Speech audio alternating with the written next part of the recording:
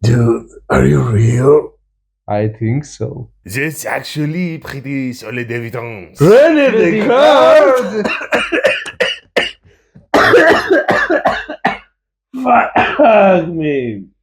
So, friends, welcome back to the Bordeaux Show. This is going to be a long and messy rant talking about ongoing situations both in Georgia and in America. I'm filming this on the exact day of American elections ending and results coming in. And to rant to, I've brought my friend and Joe Rogan cosplayer. Nika, or this is my Nika, my friend. Eddie Hall. And I always talk to you and towards the camera, but I wanted someone to be my victim to the verbally diarrhea, my crazy ideas and feelings going on around the political events, and how can we look at it differently, especially how modern day folklore, which I consider conspiracy theories to be, how that affected the outcome and what direction the society is going in, and just overall a schizo, unchoreographed rant about everything. So, hello? Hello. Be prepared for schizo stuff. It's gonna be crazy. It's gonna be really crazy. I'm using my Japanese war fan as a microphone stand because I unfortunately lost my sword. I don't know where it is. And first, I'll say a few words about what happened both in Georgia I think a week ago, and what I think more than a week ago, and what happened in America. Basically, in both countries, conservative and more traditionally oriented, I would say more reactionary. As someone who loves tradition, I do not consider either of this party to represent actual conserving of any traditional values. They're just reacting to modern progressive movement. And both countries, not just Georgia, not just America, those are just recent election events all over the world. Pro-radical reactionary candidates have won in every country. And when it happens once, it's just a coincidence. When it happens twice, three times, but when it's a global movement, that means something is happening in collective unconscious of humanity. Maybe someone is controlling all of that. Maybe some shadowy organizations or some global war party or global madness party that's driving everyone crazy. As one small country's government says. Yes, the role of conspiracy theories, especially one famous that came out of Georgia, the Global War Party, Global Waros, who are coming after everyone. Basically, I would say Georgian government's two policies was battle against global war party that will plunge the world into global war, including Georgia, who is manipulating everything. Not Russia, not China, not other countries. There's some shadowy organization that is forcing everyone to go to war. And the global homo party, who is trying to turn everyone gay. Does it succeed? Well, I don't think so. There are many people who are expressing their inner desires, but I don't think proximity to gay people will turn into a gay person. Both of us have many LGBT friends, as they like to call them, and we haven't been turned into LGBTs ourselves. And this is a silly topic, of course. You cannot be turned. Of course, you cannot. There might be plenty of organizations who want to cause war and chaos, but I don't think they are really hiding it all that well. They're pretty obvious. They're pretty loud about their actions. When Putin and Netanyahu or Xi Jinping or even American presidents are actively promoting war, you really don't need to look for some secret cabal under the rug. There might be. I could even say that global war party is so strong that they made the Trump assassination attempts. Yes, but Our government to say that it's global war party who did that. yes, global war party is going after so powerful in Georgia that it already affects the earth as a whole and American politics as well. But the unfortunate truth, I feel like, is that society is radically reacting to the global trend towards progressive ideals that has been dominating Western society. That is, I think, not just a negative reaction towards, for example, more progressive towards sexual orientation or physical appearance or stuff like that, more socialist ideas. This is another talking point, socialist or the communist. That's a whole bullshit, because Georgian government, Georgian Dream Party is part of European socialists that they were kicked out of, and the American conservative movement is right wing, but both of them are controlled by crazy rich billionaires who are manipulating both Georgia this and Georgia American state elections. What about corporations? Corporations, of course, are coming in every politics around the world. Unfortunately, this is a complicated idea that after fall of communism, politics were completely taken over by corporate interests, global corporate interests. You've probably heard of the globalist agenda. Yes. Globalist agenda exists, but it's not hidden, it's obvious. It's corporations who want to operate all over the world and try to avoid taxes as much as possible, try to generate as much profit. So they pay off politicians. That this isn't even hidden. All the corporations are open about them financing politicians from my country, from your country, and from every country all over the world. Doesn't even matter what kind of corporations. Yes, the fact that corporations have enough power to manipulate government affairs, it's horrible, but that has been the status quo. Now a different status quo is growing, where rich people themselves are coming into politics, cutting off the middlemen of politicians, and manipulating the governments themselves directly, becoming a sort of billionaire ruling class directly. And not only that, other rich people that are already in government, such as in Russia. Russia is a country. It's a famous quote that Russia is not a country, but a gas station pretending to be a country.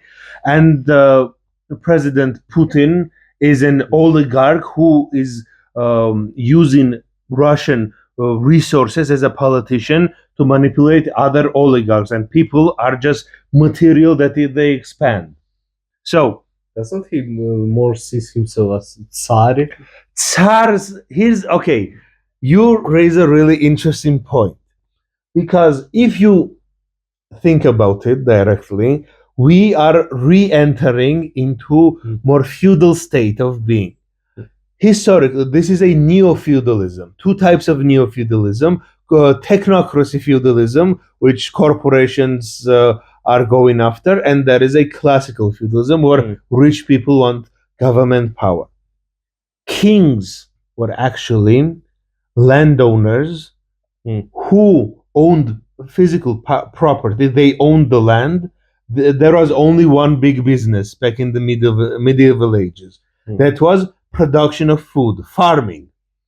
And farming was done by workers. Those were the peasants, peasant class. They were paying taxes by providing their labor, and they didn't own anything. They were renting their house, they were renting their tools. Everything was owned by the landowner, and all the land in the country was owned by a king. Exactly the similar situation is going on, for example, in Russia. He is the neo-tsar, neo-feudalist tsar. Putin is a neo-feudalist tsar who is promoting other neo-feudalists, such as Trump in America, who is also a landowning magnate. He owns buildings. He is a landowner in the most classical sense of the word. He rents out his Trump towers and other land-based properties. He buys land and then rents those out to corporations. And Bizina Ivanishvili, who was part of a Russian oligarchy class but came to Georgia as a feudal baron. Basically, we are in a feudal lord system. We don't really, they make us pretend that elections exist. They make us pretend that we have free choice, democracy exists. Illusion of a choice. Yes, basically. illusion of a choice. But in reality, we are in a feudal lord system where we have a feudal Russian oligarch baron ruling over Georgia. Going back to this idea that we exist in a neo-feudal social order where there is two types of neo-feudalism in our country, in the world, not just our country. We live in a global world where American elections have more effect over our lives because, for example, all the wars that Russia did, everyone blames America. Partially, they are responsible. They are responsible by not holding the Russian bear back. American intimidation is the only thing that stops Russia from trying to conquer the whole planet. They are constantly saying that to themselves. They're not promoting that idea to you in English, but both of us speak Russian really well. Мы оба знаем русский язык очень хорошо. Да, мы знаем. Мы знаем, мы прямо слышим, что российские пропагандисты говорят. Я более-менее знаю, что там было до 20-го и до 22-го. Ну, я разбираюсь, так сказать. Okay, let's go back to English to the benefit of our audience. We have proven that we are able to consume Russian propaganda, and what we see is that we hear the same propaganda coming towards Russia to Russian-speaking people.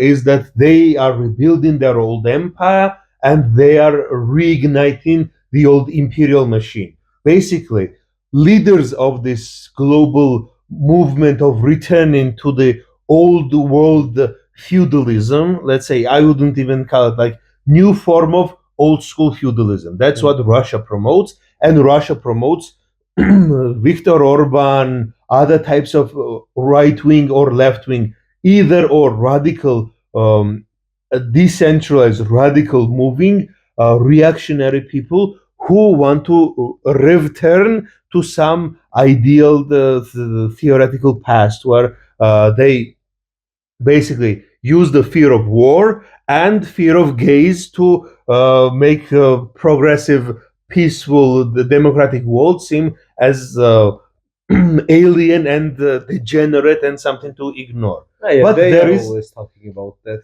Yes, unfortunately, there is also true technocracy, techno-feudalism society that unfortunately is the corporate owners of the politicians that oppose them, that want to create this globalized, internally connected, technological world where this is the, are you ready for the new world order?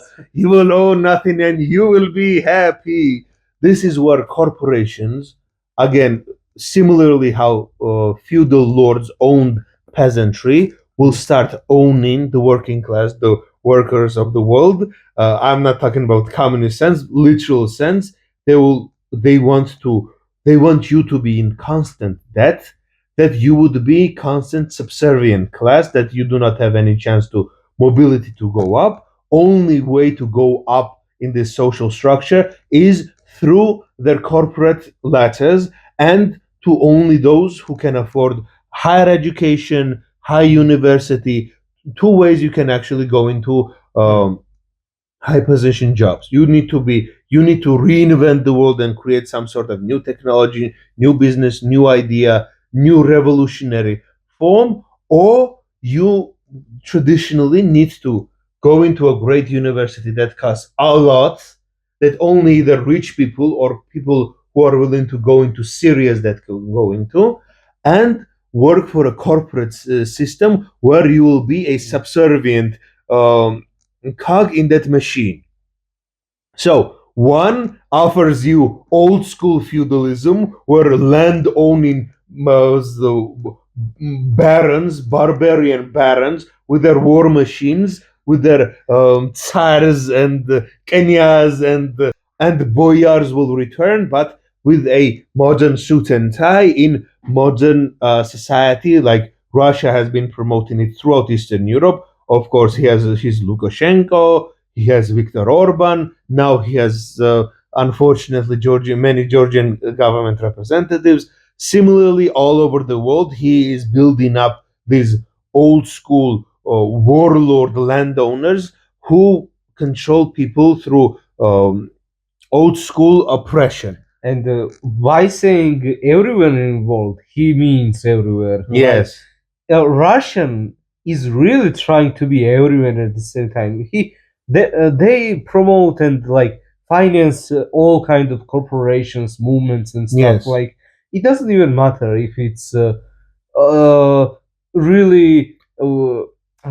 Так вообще будем ideology. Connected to their ideology. It doesn't even matter if it's connected to their ideology or something. Yes. Perfect example. Georgian government is left wing. American government is right wing. They have been caught in supporting and financing both communist and the right wing and fascist movements. Both of them are promoted in a fascistic form. Like Stalin and Hitler are part of the same horseshoe. Both of them are tyrants who want to control people. But the other side wants to create the corporate overlord structure where you will be similarly controlled, but you will have a computer chip inside your brain. Basically, one side wants to create a sci-fi dystopia, the other side wants to create a classical, old school, traditional dystopia with police squads and house lockdowns and stuff like that. Are there other options though? There used to be this idea called liberalism, where you can fight for a better tomorrow, where everyone can be equal in the sense that everyone has equal opportunity to become happy and fruitful. But unfortunately, I think Plato said that democracy has a lot of faults because it always goes into a cycle. Democracy leads into mob rule leads to chaos leads to tyrants lead to kingdoms and bureaucratic system that becomes entrenched, that leads to revolution, that leads to democratic system. This cycle continues, unfortunately, since the Greek age, since 1300 years at least. So we unfortunately are going skirting back towards this like cycle of fascistic rulers. But this, I think, I'm not a political channel. I talk about mythology, I talk about fantasy, and I use mythology and fantasy and try to understand this world, because if you look at it directly, it's incomprehensible. It's crazy. It seems insane. But if you look at it through the eyes of either sci-fi or fantasy, this is what the purpose of sci-fi and fantasy is. Fantastical worlds, fantastical stories. To tell a story, and by telling the story, try to understand our world. And I think on a subconscious level, there is a battle between two cosmic forces, sci-fi and fantasy. I'm bringing it back to the topic, guys. I'm bringing it back. If anyone would tell me when I was child what would happen today in today's world, let's not say. I wouldn't believe it. Yes, that is the unfortunate reality. But,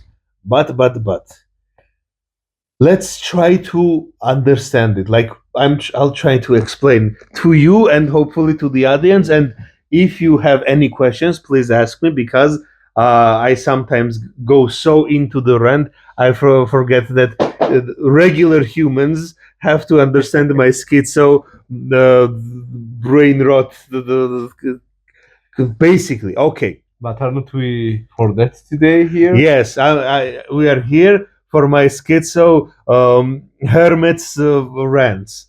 But what do I mean when I say sci-fi and fantasy worlds? Our population, we could say, election shows that it is split down two mentalities. Let's say more progressive or progressive leaning mentality, where future always gets better and better, more comfortable, more progressive. Technology aids us because to turn this world into more fruitful, more happy, more comfortable world, where future holds cosmos, space. We can fly into space. We can dream about a future where we are not restricted by hunger, by hate, by greed, by forces that bind our flesh. Wait, about cosmos. Doesn't Elon Musk also wants to go to cosmos? I'll get to Elon Musk because he's a weird case. He doesn't neatly fit into my argument, but I'll shove him down my binary system, whether he wants it or not. So he's kind of exception? I don't think he's an exception. I think he's a different form of it. They're coming after us. We've said too much. We've said too much. Can't say too much. The police are here. We are not good. Yeah, the secret police. All right, before the secret police gets us, let's continue with the topic. So, what do I mean by sci-fi and fantasy? Okay, sci-fi are the people who believe that future holds salvation. That in the future we can have space travel, we can have space adventures, we can have technology that turns us into beyond human beings, beyond human. May I say that my friend has prosthesis? Sure. This is the example that technology has given you the ability that maybe prayers and better wishes cannot. I could not say that technology could always lead us to better. I don't AI. Yes, we'll get into it. But it's a factual thing that yes, technology can aid us, can make us better at and overcome our limitations. For example, you're wearing glasses. Without glasses, you will have much harder time to read and see. And through this simple technology, you have become able to do what your body doesn't allow you to do. And that is the promise of technology and promise of future. This is the idea of scientific revolution. Basically, this is the promise of Enlightenment era ideas that after Renaissance, where a lot of ideas that has been forgotten. In Europe, we kept a lot of the ideas. Eastern Europe kept a lot of the ideas because Byzantine Empire had a lot of influence over us. But when Byzantine Empire fell, intellectuals went into Western Europe and brought those ideas towards there. And that revival of ancient Greek philosophers and Roman scientists and so on and so forth rebirthed the idea of science, the idea of that art and technology can improve our lives. And through that Enlightenment ideas, before then, we existed in magical thinking, that everything had a consciousness, everything was controlled by gods, and we, through relation towards those gods and demons, by avoiding demons, avoiding everything negative that was an evil spirit, diseases were an evil spirit, bad luck was an evil spirit, everything bad that could happen to you was because some oogly boogly, some goblin or a ghoul did it to you. Either a vampire cursed you, or you did something sinful, or some sort of cosmic punishment. And everything good that happened to you was because you were a good boy, prayed to a god, and through relationship between demons and angels, gods and demons, gods and anti-gods, or even before Christianity came about, even the negative powers had gods, and there were no distinction between good and bad. all of them were gods. Zeus could curse you with a disease and bless you with a good harvest, either way. But that's why gods were so human and yes, gods represented human desires because we projected our ideas, we projected and created them through ourselves. They created us and we created them. There is no distinctions. There is no chicken and egg. Both of them appeared at the same time. That doesn't mean that gods weren't real. Things are real, things that affect you are real. Doesn't mean it has to be a hammer that hits you over the head. If it affects your life, if it affects your existence, and if you believe hard enough, to you at least, that becomes real. But then scientific revolution came about and a new idea came into being that no, universe isn't controlled by forces of good or evil or forces of primal gods and beasts and so on and so forth. Universe was controlled by measurable physical material powers, and we could measure them, we could understand them, and through understanding it, not by bargaining and going like, please God, please make my crops grow. No, you can look into it. It needs water, it needs nutrients. We could repeat this experiment, we could add these chemicals, we could add this, we could add that.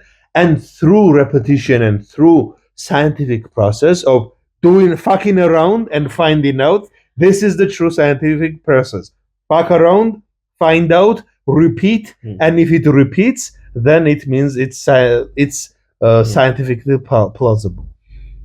That idea brought us to the modern age through the technological age, but we thought that we left this idea of gods and demons, of cosmic forces, of fate, of mythological thinking that existed before. Oh, we evolved beyond it.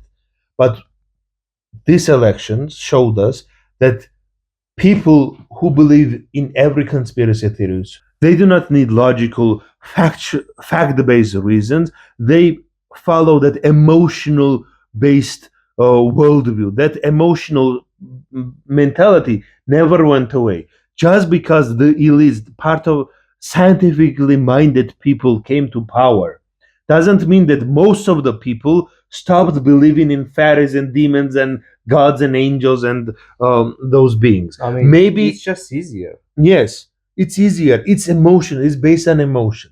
You're not using fact-based logic. You're using emotional understanding when you're engaging. I don't think it's easier. It's a different way of thinking. Emotional thinking. Some people can be emotionally pretty stupid and mentally very smart. We could agree that. Yes. Two autistic friends could agree that emotional intelligence is a whole nother stat block in your character sheet. It is. And people, a lot of people, physically, I would say, not just culturally, they're just wired that way, that they engage in emotional connection. Also, I both interests. I guess Elon Musk has neither of them. I guess so. I guess he doesn't. But I'll get to him later on. He's a weird guy. We'll get to him. But this is the two modus operandi, let's say. Intellectual thinking, that everything is based on facts and repetition and reason and fuck around and find out, and emotional reasoning. And that if you say pretty please enough, and if you're a good boy enough, and if you make someone or something happy, it will work out. If you make something happy, it will get mad. Doesn't matter if it's a person, clouds, your computer, or your oven. Maybe it's also it works because of self-gaslighting or. Sure, it's self-gaslighting. You make yourself believe things. We are pattern-seeking people. Doesn't mean that those patterns that we are seeking are right, but we still see those patterns. And we see the patterns that when we say, please, God, I'll be good, and good things happen to me. And when we are good, sometimes, yes, good things happen to us. Maybe it's because we're good and people want to help good people, or maybe it's because God said you're a good person, here's a reward. That's a whole nother topic, because then you get into the idea of I've been good, I've been such a nice guy, why doesn't she like me? I've said please and thank you, I'm not rich already. So that mentality usually goes down that road as well. It answer is never that. It's not that I'm not actually following a logical thread, I'm just gaslighting. It's always that someone else is at fault, some other cosmic you force. can't Yeah, be at fault. No. yeah, it's either secret cabal of evil wizards who are conspiring that you don't have a girlfriend, not that you're not really that nice of a guy. That's a different topic. But what I want to focus on is that these two ideas: one, scientific thinking, that through technology, through logic, through reason, we could one day in the future, what sci-fi is, one day in the future, we will discover cure for death, cure for life, cure for loneliness, cure for everything. We could turn ourselves into a cyborg. You're a cyborg if you think about it, at least by the fact that you wear glasses and other reasons as well. And through technology, we will become better than humans. But there exists other mentality that through worship, through prayers, and through connecting to the divine consciousness, we will get reward in the other world. Because, like it or not, most people are still religious. We could say that we live in a technological world where we can record ourselves and talk about our silly little ideas and send it through some sort of electronic sphere that we do not understand. Like most fantasy worlds don't have that kind of power. There aren't a lot of fantasy worlds where wizards use palantirs to make weird podcasts about their random opinions. But this is what technology provides. But still, people like me, like many others, like most of Georgians, believe in the magical world, that there are gods, God at least one, or many other forces who control this world, and the technological advancement and everything else is of the devil, of the Antichrist, of evil, and it's meant to distract us from reality. And reality is, of course, our soul and its ascension. But unfortunately, a lot of people who claim to be godly, claim to be divine, and claim to be of this world, of religious mentality, where you need to follow biblical scripture, you need to be good, you need to be helpful, are one of the evilest and worst people you can ever meet. It's at this point some kind of cliche that yes, as a religious person myself, this is a my Western viewers probably do not know what this head represents, but this is basically Christian equivalent of turban at this point in Georgia. A lot of this is my grandfather's hat. He was very religious, and many priests and monks wear this type of hat. Not because it's like religiously needed, but it's popular among people with huge beards, like Orthodox Christian crowds. And I mean, aside the religion, people can just believe in other stuff like tarot or like if you that's spiritual. That's still I would still classify it under fantasy genre. No, that aside, like I don't know. Oh my god, I woke up with wrong foot, so today will be ruined today. And yes, because people, as I've said, have internal needs to classify and justify the world. Sometimes it doesn't make sense through logic. Often it makes sense through belief and through spirituality. I've had many such cases. A funny joke, I don't usually use tarot, but often when I'm worried, I go on the free online tarot reading and make the robots generate. This is what I do. I make the AI generate. It's not AI, what we call now, but regular randomly generated. And oftentimes the AI, like the Most of computer the AI generated things are at least emotionally true. It might not be physically true, but when I read the predictions, often it feels like it's true. It's very good gaslighting stuff. Maybe, maybe not, because often I get the result that I actually feel. It might not be physically real, but it's emotionally often resonant to what I feel like. Maybe I'm actually gaslighting myself. Who knows? But you're just telling yourself. Maybe, maybe not. That's not that's what I not want to ours, focus yeah. right now. But I want to say that people can believe both. Can believe both that technology exists, technology makes sense. Yet there are things that don't make sense and cannot be truly explained through science.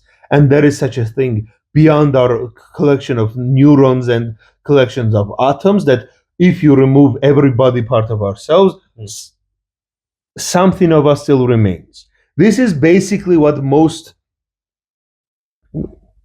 this is the common belief of most people. Most people aren't super religious and most people aren't super atheistic. Most people are, as you said, spiritual. Most people go to church because it's less what they believe and more what is the tradition, what their family did. They have emotional connection to it. A lot of people, actually, one of the most difficult things as someone who was raised religious had been is that most, if not all, but most people do not truly believe what they read and do not truly believe the religious doctrine they want to follow. They don't even read it. Sorry, my neck hurts. Yes, and they just want to use the Bible or any other holy scripture as a club to hit over the head of the people who do not follow the restrictive mentality the society has constructed, not just the religious structure. Most people are depraved sinners. My inner paladin wakes up when I see those damn sinners, those foul demons who act like they're religious but commit the most heinous crimes imaginable. Rapists, whose hearts are filled with hatred, who see humans as nothing more than meat to manipulate and hurt, but then go after people who might have different sexual orientation and call them demons and call them sinners and call them depraved. Basically, self-reflection stuff. Yes, one of my most soul boiling things are people who go after and judge others, like Jesus said, the only those who have not committed sin may judge another sinner. People who are the most depraved, people who cheat on their wives, who hurt people, who beat weak people, who, I don't know, bring nothing but hatred into the world, pretend to be Christians and judge people who I know. I have many gay friends. I'm Christian and I have many sinner friends. Who cares? Some people, smoking is a sin, drinking is a sin, having any type of pleasure is actually a sin. I mean, even if you are thinking about something, yes, it's already even if you're thinking sinful thoughts you're committing is no different than committing the sin. Yeah, intrusive thoughts, everything is a sin. Yet I try to only judge myself. I try to orient myself to be a good person, to actually bring good into the world, kindness, love. And I see people who say, I'm also a Christian, and bring nothing but hatred and evil into this world. We are not even saying something philosophical. It's very basic stuff. Yeah, very basic stuff. It's just really basic stuff. Like, be good to others, love one another. This is what like, did he say? Well, fuck the case. That's like that's the meme. Like, I don't know. Like, reality that unfortunately that these people claim to exist in, they are the biggest hypocrites in the world. And unfortunately, these fear mongers who drive people actually manipulate a lot of kind, decent people Who wouldn't be part of that hatred? Who wouldn't hate others? But through fear, through manipulation, through brainwashing, bring them down into this pool of hatred. And it doesn't make sense. It doesn't make sense what we see in this world. It doesn't make sense how people behave, how people can once call themselves servants of a loving God and bring and want nothing but hatred to be brought upon this world. Not to mention, we both hate Russia, right? Yes, of course. We hate Russia, and we constantly follow war in Ukraine because it's not just their war, it's our war. Because at the very least, when Russians are done there, they're coming from here. Because when they were done here, they went there. They came for us first, saw the Western response, saw that it was weak, then they overstepped the boundaries. They saw that they could steal a little bit more of Georgia, then they went into Ukraine. They saw that they could. It's pretty much Western's fault too, because they didn't react at all. Like, yes, history repeats itself. Yes, always. Unfortunately, as I've stated before, American elections have much more effect over our lives than they have over American lives. At the worst, they might have some sort of recession. They might lose a job, which is boo-hoo. It's bad. I agree. Losing your job and not being part of the rich elite class is, of course, bad. But average thing the American election results in is war, death, and destruction in Middle East and Eastern Europe. We're both part of Middle East and Eastern Europe. What the fuck do we do? Georgia is in between Middle East and Eastern Europe. We're so fucked. We are. Even we are always our neighbors. Always either us or our neighbors are constantly on fire. Of course, people would be scared of war. Of course, the evil government would use propaganda posters of destroyed Ukrainian buildings and say, this is what Western allyship and Western ideas of reason and logic brings us. We must return to the idea of fear, of warlords, of conquest, of hiding behind walls, because if you make the evil baron mad enough, he will come and cut your heads off. Because they are doing it. They are cutting people's heads off. Orcs are real and they're Russians. I remember, like, when I was younger, I used to watch sometimes Russian media and stuff, and same stuff. They are saying, or are saying even now, exactly same stuff that are like that Westerners want to war with us, like we must go to war, we must destroy them, and we must kill them first before they can do anything. Strike first, kill or be killed. This is their mentality. This is their kill first, ask questions never. Yeah, because they are stuck in that base mentality. It's that mysterious Russian soul is inhabited by demons. I can name the demon, Gog of Magog or Gog Magog. Look him up. I'm not joking. The Old Testament claims that north of the Caucasus, in Islamic texts, it's considered to be Caucasus. There are demons, sons of Magog, race of goblins and ghouls and monsters. If you actually look at Arabic or Persian or Pakistani of Muslim translations of Lord of the Rings, orcs are called Gogs and Magogs. Goblins are called goblins and orcs, Gogs and Magogs. This is what they are. Just because they look human doesn't mean they're not monsters. They're not goblins. They're not ghouls. They're not orcs. Because if you actually start thinking, if you actually open your eyes, just because someone looks human doesn't mean they are human. Just like you can identify and transition into another gender, which I believe, you can also transition into a monster, because you are not born a man, you're not born a woman, you're not born a human being. You act like one. And if you do not act like one, you are not that. If you're, I would say that it's not even up to a lot of people that some people, some males that consider themselves to be man. I completely disagree. A lot of males are not men. A lot of females are not women. They're assholes, bitches. I usually do not swear, but you can, like, we know that when we see an evil person, they lack something human, something intrinsic of being human. Just because you look like a biological human being doesn't make you a human.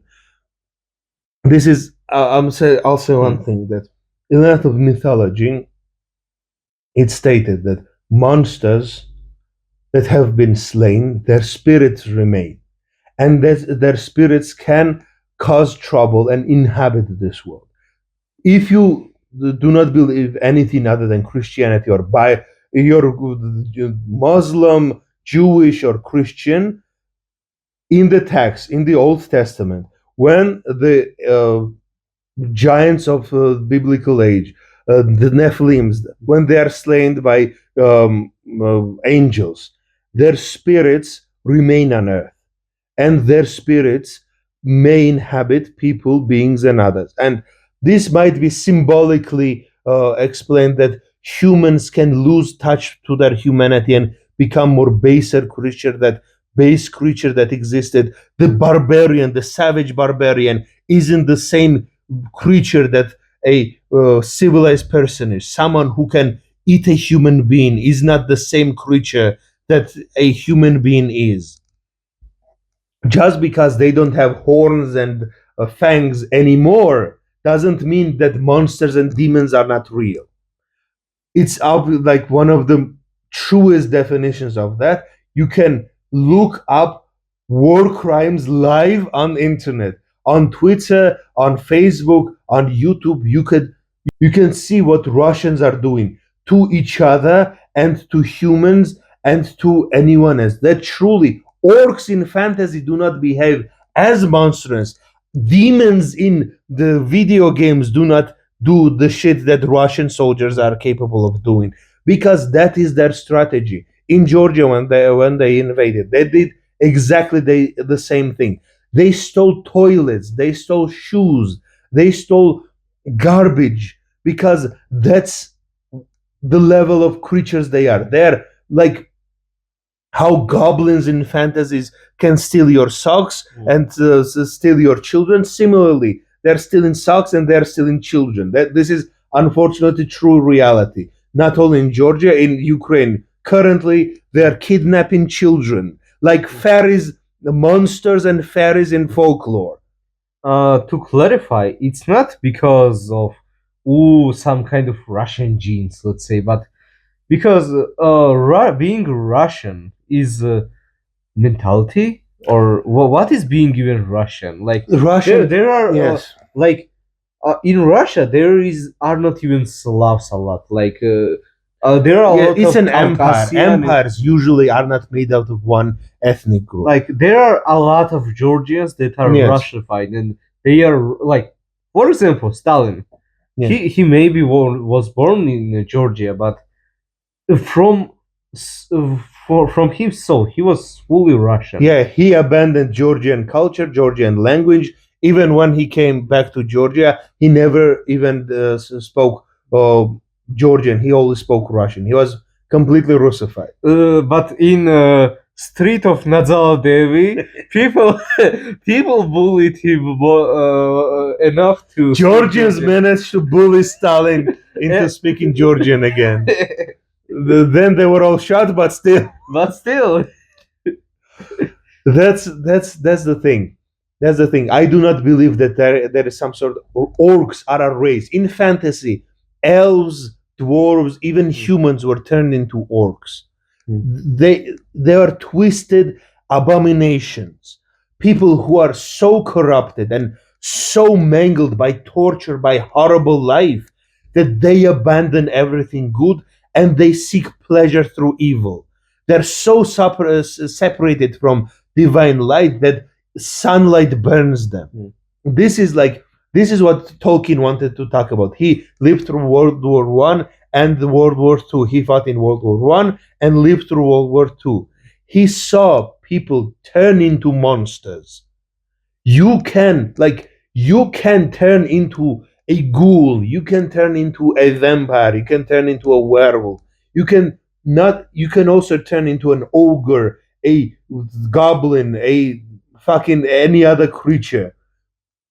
As I call it LARPing, of course, but I also pretend to be a fairy tale creature sometimes. I pretend to be a dwarf. Well, technically half dwarf, half giant, because you are actually size of a dwarf without your the machine contraptions, and I'm actually pretty tall. But other than my height, I fully am committed to the dwarven life. Let me put on. Let me go. There we go. The difference is that I engage in play and I engage in acting, and I know that I'm a human being at the core of it, and I use fantasy tropes and fantasy ideas of such dwarves, elves, and those ideas as escapism, because the real world has more monsters than fantasy, and unironically. And difference is that fantasy gives us hope. Fantasy, the idea that evil always loses. No matter how much power evil may gain, no matter how much force evil has, evil one day will lose. And there is always hope. This is the mentality I want to promote, but sometimes in this election cycle it's difficult to think. Maybe, hopefully, nothing ever happens, gang will win, but unfortunately we don't live in the part of the world where nothing ever happens. We live in the part of the world where consequences of other people's elections affects us more than anything else. Nobody cares about Yes. small Georgia. 2008 war happened during American elections. Oh, yeah. John McCain promised to fight Russia and help us out, and used our war as part of their election cycle. But Obama won. Obama is considered to be a great president in American history, but he is actually a terrible leader to us, because during his presidency, one Georgian invasion by Russia was not recognized as a threat, and the fucking Obama, Mr. Hussein, continued his close relationship with Russia. And that emboldened Russia in the next election, when Obama won again, to invade Ukraine. And then after Trump, again, Obama's prime minister came to power, and he, during his presidency, Russia thought to be brave enough to invade Ukraine again, because they know that American the Democratic Party is party of pussies. I said it.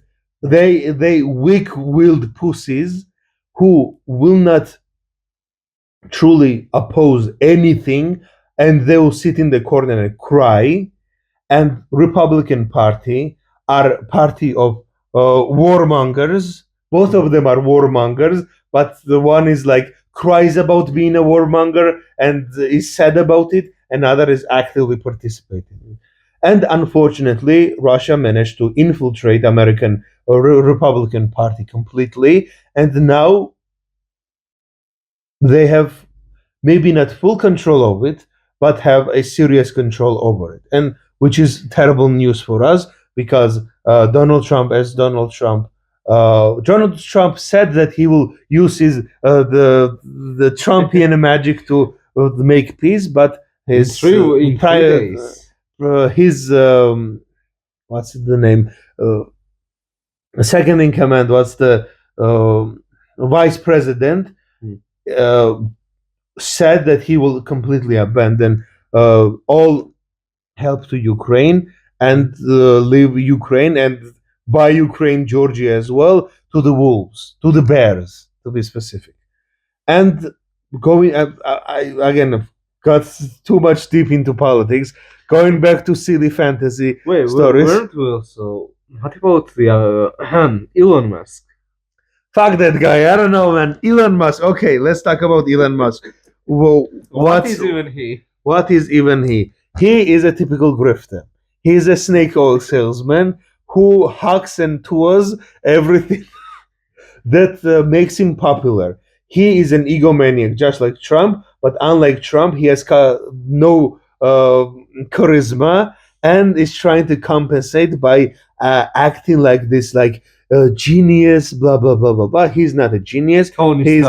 He's like the real world Tony Stark. Basically, he was going back to the sci-fi and fantasy dichotomy.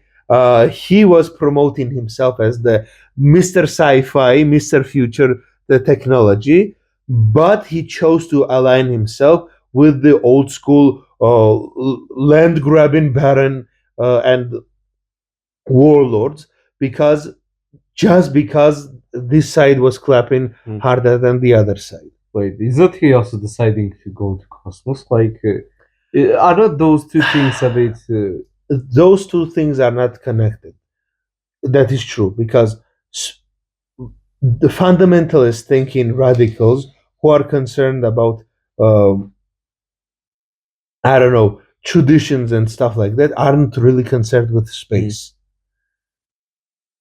That is the area of progressive minded people. But often people who are hucksters, who want people's attention, will go to either crowd. Like this is the in-between zone that a lot of conspiracy theories inhabit. Conspiracy theories, I would say, are modern folklore. Like people used to believe that fairies and ogres and giants and trolls used to exist in the forest beyond their space of knowledge, and everything they didn't understand was affected by magical beings. Even during when religion said that no, there are no fairies in the forest, though no, there are no giants are sleeping under the mountain, people still believed it, and that was folk belief. That folk space was taken over by conspiracy ideas that, you know what is true, people would come up with some crazy ideas and based on nothing but what they made up, and those folk ideas would spread among people. One thing to mention, talking about this conflict between sci-fi and fantasy, this dreaming of future and dreaming of past, that kind of dichotomy. Eastern Europe is an interesting place where people think that we didn't fully live this magical reality and magical past, but in reality, there is a serious cut in our collective consciousness because during Soviet Union there was serious attempt to destroy any notion of church, any notion of independence, any notion of culture that is outside of the packaged cute cartoon version that is provided on multi-films and even languages, even societies have been upended from one place to another to remove people from their land, and by that remove people from their past. That has been done through destroying old churches and old temples, killing old nobility, like old families, intellectuals who became middle class of the Russian Empire, were former either successful people who became either kulaks, successful farmers who became middle class or self-sufficient, or were previous nobility that maybe lost their money because there was before Soviet Union came about, Tsarist Russia and the lords were losing their power, and during that period they became the middle class and they were all killed, unfortunately.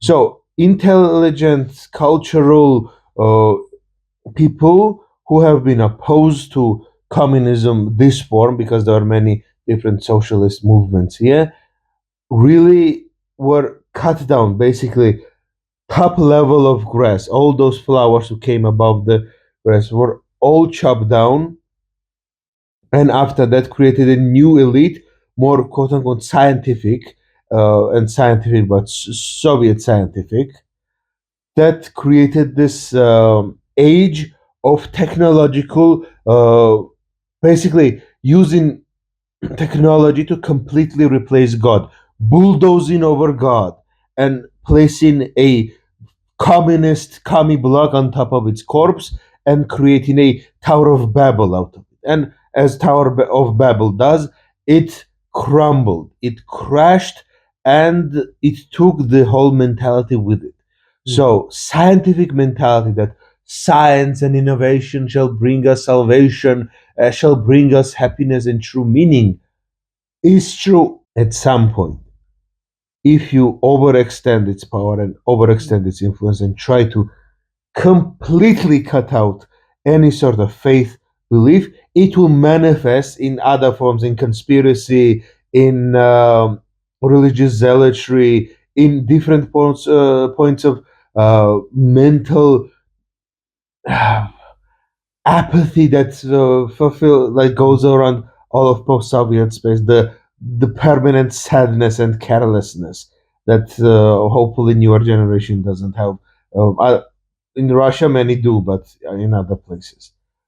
But the modern Russian beast that crawled out from the depths of hell was crawling out because there was a ruin of previous Khrushchevka Tower of Babel, made of the concrete blocks and concrete walls, to somehow, through collectivization, find utopia, which completely failed. And any attempt to romanticize it, any attempt to revive it, any attempt to glamorize Stalin's or Lenin's actions is evil, in my opinion, because their actions and their ideas implemented brought nothing but death, destruction, and torment. And if only Stalin, Lenin, Trotsky, and others decided to play a tabletop role playing game or do a basic job of world building, play like a game about city management and resource management, maybe Monopoly or some other kind of game, it could have saved the world. Because even if you think about the idea of socialism, that people will work just cause, and collectivization is better than private ownership because few don't control the resources, but then create an elite of government agents and bureaucrats who become this new elite. All of it is, I don't know. You just put a new hat and terrible idea and kill people enough until it works out. I don't know. Maybe do a better job of thinking through your ideas, guys. Maybe try to run a game with characters that can interact in this world, and people can input their ideas and ask questions. Yeah, if you have some kind of questionable stuff, just put it in game or something else. See if it actually works. See, like forget the game. If you want to really test it, grab your friends, bunch of comrades, and try to organize something like that. I've been trying to organize LARP sessions and D&D sessions for many years now, and let me tell you, governing over 5 people is difficult, let alone 20 people, let alone 200 people, let alone thousands and thousands of people. If you can't manage a small society without this small society eating each other, maybe I'm the one to admit it. Maybe it's not something that you should be doing. I failed, others may fail as well. So maybe try to, I don't know, do a LARP session. That's why you should come to our LARP. As I don't know if we can revive it. Hopefully we can, but I don't know. Wait, also another stuff about. I remember you told me that there was theory that conspiracy theory that communists wanted to erase the family concept and everyone being into Okay, internet. damn, that's a good pull. That's a good pull. Okay, so there is a rumored plan. It's not even a conspiracy. It's more of a rumored plan that may or may not have gotten into action. Is that the Soviets might have wanted to create a new mode of social structure because they believe that family structure is one of the main reasons why socialism doesn't work, because family cares for one another, and as long as you want to care for your close family, you wouldn't want to care for your community. So the solution to this problem is to make your community your family. So no longer mommy and daddy. Now we must create a social structure where the government is your mommy and your general is your daddy. So you're raised in a family-less structure where you have no identity outside of the state and what state provides. You are not a person if deemed a person by the state council. You are raised to serve the state. This is very similar to utopian ideas of Plato, Plato's Republic, where he wanted to create a utopian society where men and women are equal, but everyone is raised for different classes. Some are raised to be soldiers, some are raised to be servants, some are raised to fulfill different class roles, and they are raised to be happy to be part of that role and do not have any identity besides and any desire implanted besides a soldier being a soldier, cook being a cook, and worker being a worker. And it should have been a tier system where some humans would be considered bronze, some humans should be considered silver, some humans gold, and each must be raised by the state to serve the state and needs of the state. Music, play, everything should be controlled by the government to raise a perfect citizen, not a perfect individual, but a citizen. This was Plato's idea. Many of that idea influenced both Karl Marx and also influenced a lot of thinkers in Soviet Union. So they wanted to create a society where people are workers, people are nothing more than cogs in this machine, where you don't have family, you don't have a last name, you have only one thing, your job, and you fulfill it. And for that, internet system is basically Russian equivalent or Soviet Union equivalent of Foster's home.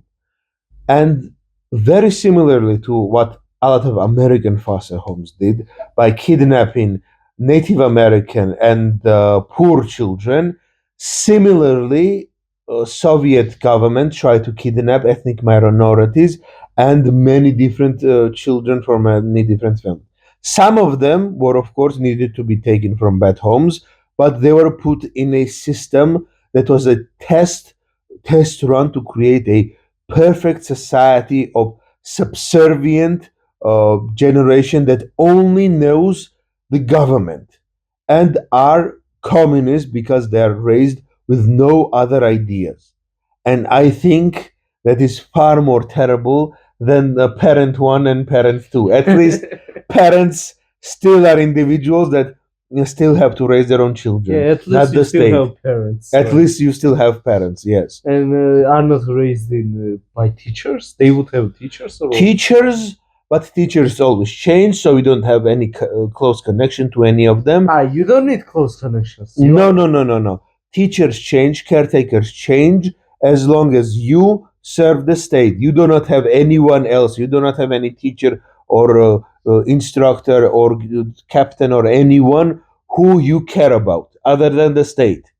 So you are teach to be gearing system. Yes, not even a gear, not even a human. gear. Maybe a screw. Screw, yes. You are a screw and you need to be happy to be a screw for free, for no benefits other than to serve the machine. Some who still wants to bring back communism. Like They don't want to bring back communism. Most of the people who are nostalgic towards communism are old Soviet boomers who miss being young and going around and fucking Russian Nastias. or either they never been communism.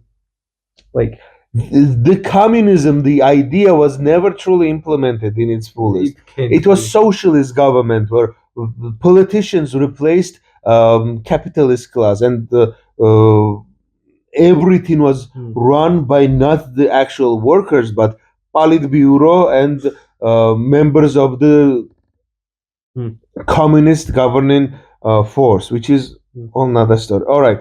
Okay, we're back. We are back. We had to take some break and so long, and now it is time to go into more conspiracy, more wacky woo-woo shit.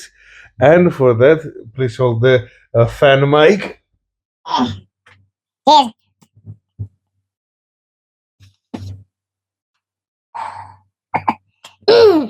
Right. Homo shizo. This is, of course, vape. No. This is eaten up. Yes, Nothing sure. spicy. All right. Now, All right. we sufficiently talked about what is going on, why things might have gone this way, and one of the big reasons that has affected the world politics, not just Georgian, especially American politics, are conspiracy theories. Many conspiracy theories that exist, and some conspiracy theories that I believe should exist. All right. First, let's discuss what conspiracy theories, for example, do you find in everyday life? Which ones? Of course, aside the World War party and that stuff. Yeah, World War III.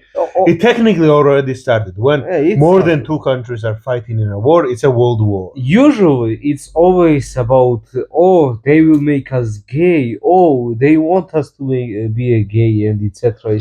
If we go, the global homo and global woro party has combined. You were saying the global woro and global homo parties have combined to attack both America and Georgia, two main characters of the world. No other countries exist. No other countries. It's always about the case. It's everywhere. Like I would say that the two fears both are fears, of course.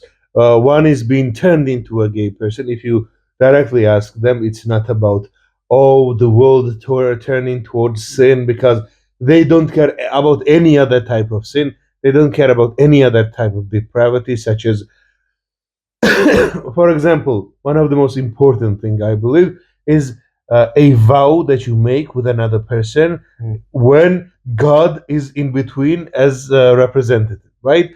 For example, when you get married, you make a vow of love, of partnership, that until death do us part, and I will not cheat on you, you will not cheat on me.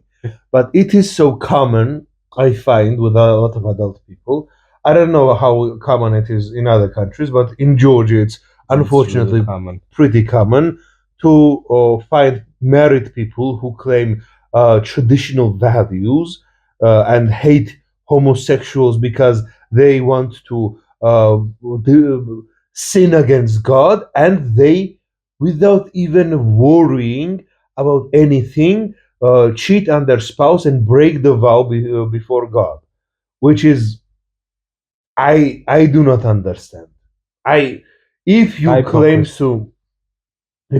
to value the laws of God, there is 10 commandments. Nowhere there does it say to hate people because of their sexual orientation, but it has many laws against lying, against stealing, against immoral thoughts, against going after and cheating on your loved ones. But unfortunately, we live in a society where values are for thee, not for me. But we're getting off topic about conspiracies. The conspiracy that lies beneath it is, of course, the the most popular conspiracy that you can be turned into a gay person. I do not believe. I've never. I know plenty of colorful LGBT people. None of them. Many of my even my viewers. Some of them. I'm not gonna name names. Have messaged me some naughty things. Unfortunately, well, I don't know. No, none of them have managed to pry me away from my destiny and duty. But I mean, there are a lot of gay stuff in the media world, but we are not gays. yes, and that is the main claim that media and propaganda. That's what media is. Media is propaganda. Media, technically, yes. Gay and the stuff you see in the media is propaganda. Propaganda towards, let's say, more progressive, more united, more understanding world. You may like how propaganda is made. I personally do not like it. As someone who more or less supports the idea of respecting other people, the way the propagandists work are doing a terrible job. I would say that the quote unquote propaganda, the media and games and the movies and stuff they make, where they try to promote these ideas, they do a very, very bad job. There used to be many movies and many shows and many cartoons. Especially, I'm a lover of animation. I'm an animator by trade. Yeah, I don't, unfortunately, practice it for a while, but that is my. I used to earn money through making animation. So, art and animations. A lot of animations have those messages, but current day messaging is terrible. That makes people more radically against the idea. It's anti-propaganda than actual propaganda. Not even messages. Sometimes, like, some people here could consider even just existence of gay big characters in some cartoon or somewhere already. Yeah, those people really shouldn't read mythology, my guy. They should not read, especially Greek mythology. Yeah, especially Greek Other mythologies also go pretty spicy, but what about it's also look, kind of suspicious. Okay. This is another problem because some people are so afraid of their masculinity, they are unable to express their love towards their friend, towards your comrade. And books like Webgestrauss and those who don't know, is a seminal Georgian epic, one of the world's best poetry. It is. I'm not a lover of poetry, but this work by Shota Rustaveli is one of the greatest feats of poetry ever conceived. The rhythm, the storytelling, the whole art of epic poetry. Like I also I like I kind of like I mean I don't really like poetry either, but yeah, it is really good. It is a masterpiece, you could say. Especially when it came, like for its time, and even For now. its time in the 11th and 12th centuries, but mind you, it is one of the most progressive literary works, not just 1,000 years ago. It is still one of the most progressive, and it promoted ideas of Lequi lomis historia zuikos tu nachwadi. What does that mean? This is a popular saying, that the poetry line that became a popular saying in Georgia, that lion is equal to its cub, be it mare or male. I would say uh, female or male, basically. Zu and chwadi are for the gender specific terms towards male and female animals.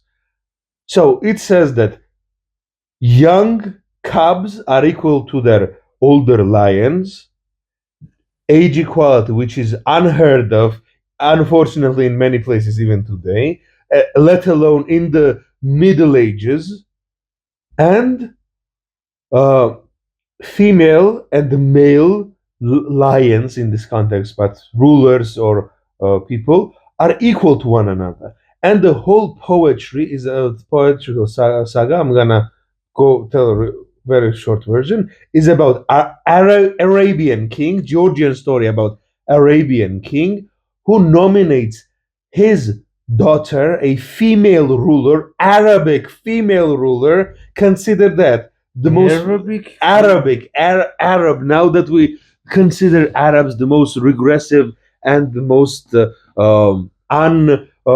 progressive, we told a fanfic about Arabian king who chose a female ruler, and about two knights. One is a knight servant of Arabian king, and the other is knight servant of Indian king, Ariel. Avtandil is a warrior of Arabian descent, and Ariel is a warrior of Indian descent, and both of them have passionate friendship. They hug each other, they cry with one another, they tell each other stories, they share their dreams, and they kill, fight, and slaughter together. Ariel, both of them are in love with their princesses. Both of them, two knights fighting for the love of their princesses. Avtandil fights for the love of the Tinatin, new Arabic ruler who is a female, and he is his subordinate. He doesn't want to become the king. He wants to become his knight, his beloved knight. While Ariel is in love with Nestan Darejan, who is a princess of of Indian court, and the story is that he is searching for his last princess that was kidnapped by Kaji, which are magical creatures from Georgian mythology. What I'm trying to say here, you could say that it's kind of against toxic masculinity. It very much is. It's about knights, warriors. They're really powerful warriors. They are still masculine, but they're very masculine. But they are not toxic masculine. Exactly. They still have feelings, and they are humans. Exactly. They share their feelings. The half of the story is sharing feelings. The other half of the story is killing pirates, warriors. Ariel even loves his girlfriend so much that he dreams about his girlfriends and hugs the lioness so much he cracks his skull. Lioness, I mean tiger. That's how he becomes tiger skin. He wrestles tigers and lions and kills them with his bare hands. That's how powerful and strong and masculine Ariel is, that he can basically RRR. You've seen RRR, right? My wish is that either I make that movie or they make that movie. Should. This is what we should do. People might hate me, but Adaptation should never happen in America or in a Western. Never. It should be made either in Georgia by Georgians or with the help of Indians, and maybe if they're good enough, Arabs. Wait, what about Japanese? Because they it really anime, the anime. No, hear me out. It really has. It has some really crazy anime energy. Here's the thing: Japan either can make the greatest thing ever made, or cause a war. Yeah. Georgians will invade Japan again. Again. We've done it once.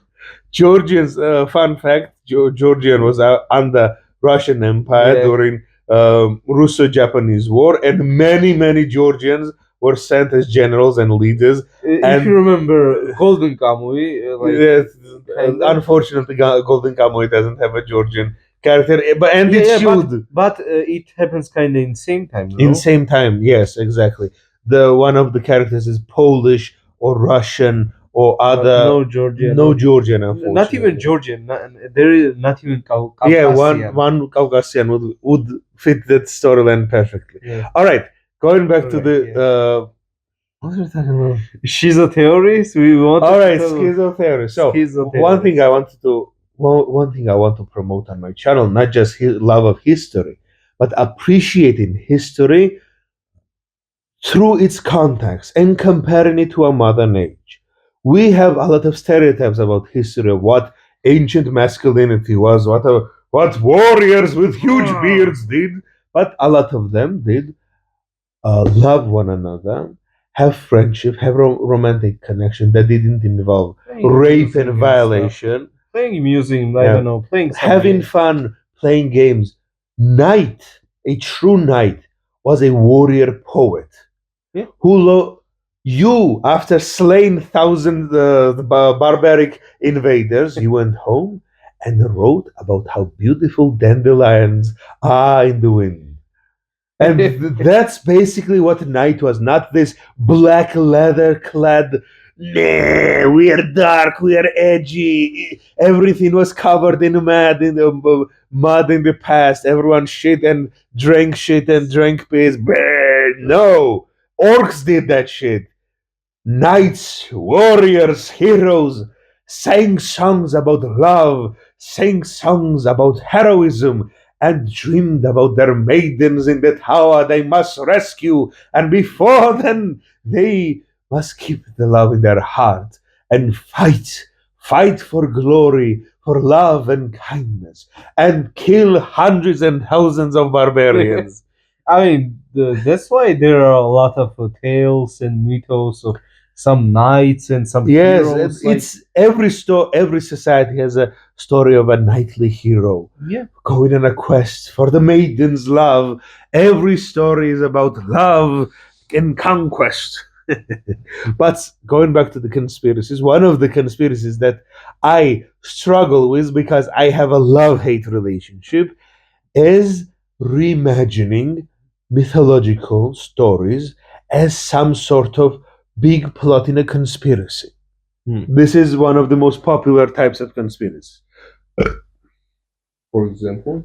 Of course, the most popular conspiracy crossing mythology and religion would be, of course, Christian conspiracies that dominate the modern world. That Christian text says that there should be an apocalypse, and Christians just sit and wait. Sit and wait for the apocalypse. Is it gonna happen tomorrow? Is it gonna happen tomorrow? I was raised on this idea of waiting when the apocalypse shall come. Same, like I was hearing that really often, and like it was okay. It wasn't everyday stuff, but I heard it a lot of The stuff. second coming of Christ shall come, the 7 years of war and bloodshed, and then demons shall rise from the underworld, and angels shall come and slay those monsters, and battle between heaven and hell, overworld and underworld, heroes and villains, gods and demons, dragons and knights of heaven shall fight once more. Really? When trumpets sang by angels, and 7-horned and 7-eyed ram came from the heavens and declared that sun will rise and stars will fall, that demons shall rise and Yeah. Basically, this is what most people, including Christians, Jews, everyone who is religious, has some form of apocalyptic story, especially Judeo-Christian one. But what about Americans? My God, one of the most scary finding out. Have you heard there are these things called Protestants? Oh, I have you heard the legends? I wish to not heard about them. About American cults masquerading as a religion. Basically, America was built by crazy cultists running away from Europe because nobody took them seriously. So all of them went into the New World and bred like rabbits, and now they're like weird, silly cults that what you could say America is one big cult. I don't know. One big collection of cults. That's the reason why all the crazy shit is going on there. There are multiple competing cults. Like Georgia has its problems, but we have one fundamental religious authority, the ancient order of the Orthodox Georgian Church. But Who America. America has, oh my God, each church can be considered its own. My God, Protestants fairly criticized, Martin Luther fairly criticized the Catholic Church. Of course, Orthodox Church is perfect and has no problems, and we didn't do any of this shit. Don't look it up. Don't look it up. Trust me, bro. Trust me. Orthodox Georgians did not. No, yes, of course, Georgians. How cool the church, Georgian church, doing anything that isn't perfect and great? How dare you even criticize the church? Are you against religious authority? Yeah, are you? Are you against the God Emperor and his will? Ay, man. You think Warhammer 40k is a fantasy story? Warhammer 40k is my conversation with my grandparents. You do not understand. So about American. Okay, the American. Like, we are crazy. We have our issues. Yeah. We have many problems to fix, but But their second coming is. If only Martin Luther saw what his words have done. Man, I don't think Jesus Christ is worried as much as Martin Luther is worried. What have I created? What horrors have I brought upon this world? I'm sorry if you're one of those wild heretics. I feel bad for you, I guess. We warned you that he will be out. Listen. It's very difficult to be Georgian. I agree. We have many problems. We have been invaded multiple times in our lifetimes. Just in our lifetimes. We have seen war, we're not even gonna talk bloodshed, destruction, poverty, ruin. But I am still thankful that I am not born in American suburbs where there are no castles, there are no ancient ruins, there are no secret stories stretching thousands and thousands of years back. And most importantly, they go to a Protestant church.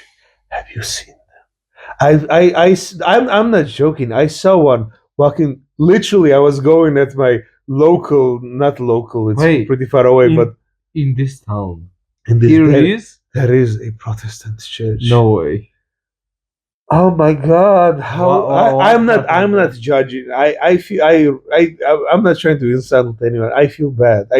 I truly, at the deepest part of my soul,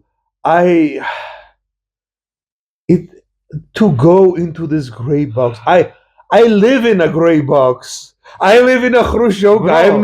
We are literally in a post-apocalypse. We live in a post-apocalyptic, post-Soviet society. Our day-to-day life is living in a tiny gray box, but we don't pray in a tiny red. I'm sorry. I'm under the influence, and do not take my words harshly, but I feel really bad to my Protestant Christian brothers and sisters who go to basically a room with chairs and they listen to a guy who doesn't even have a beard. How can you trust a priest without a beard? It's not a priest. The main issue I have. Okay, not the main issue. I have plenty of issues with the Catholic Church. I have many issues with the Catholic Church. One of them being that their priests don't have cool beards.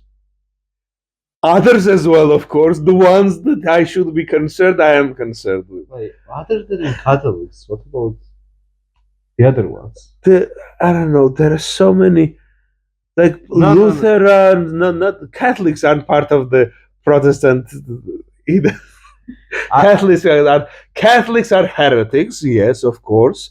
They have their own God King, the Pope, who somehow is the pure representative of God. We, at least, the Orthodox Church, some people act that our patriarch is the God's second-hand man and literal voice of God.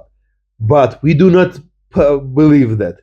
He is our liaison between heaven and earth, but he, like every other priest, is a human, like a doctor.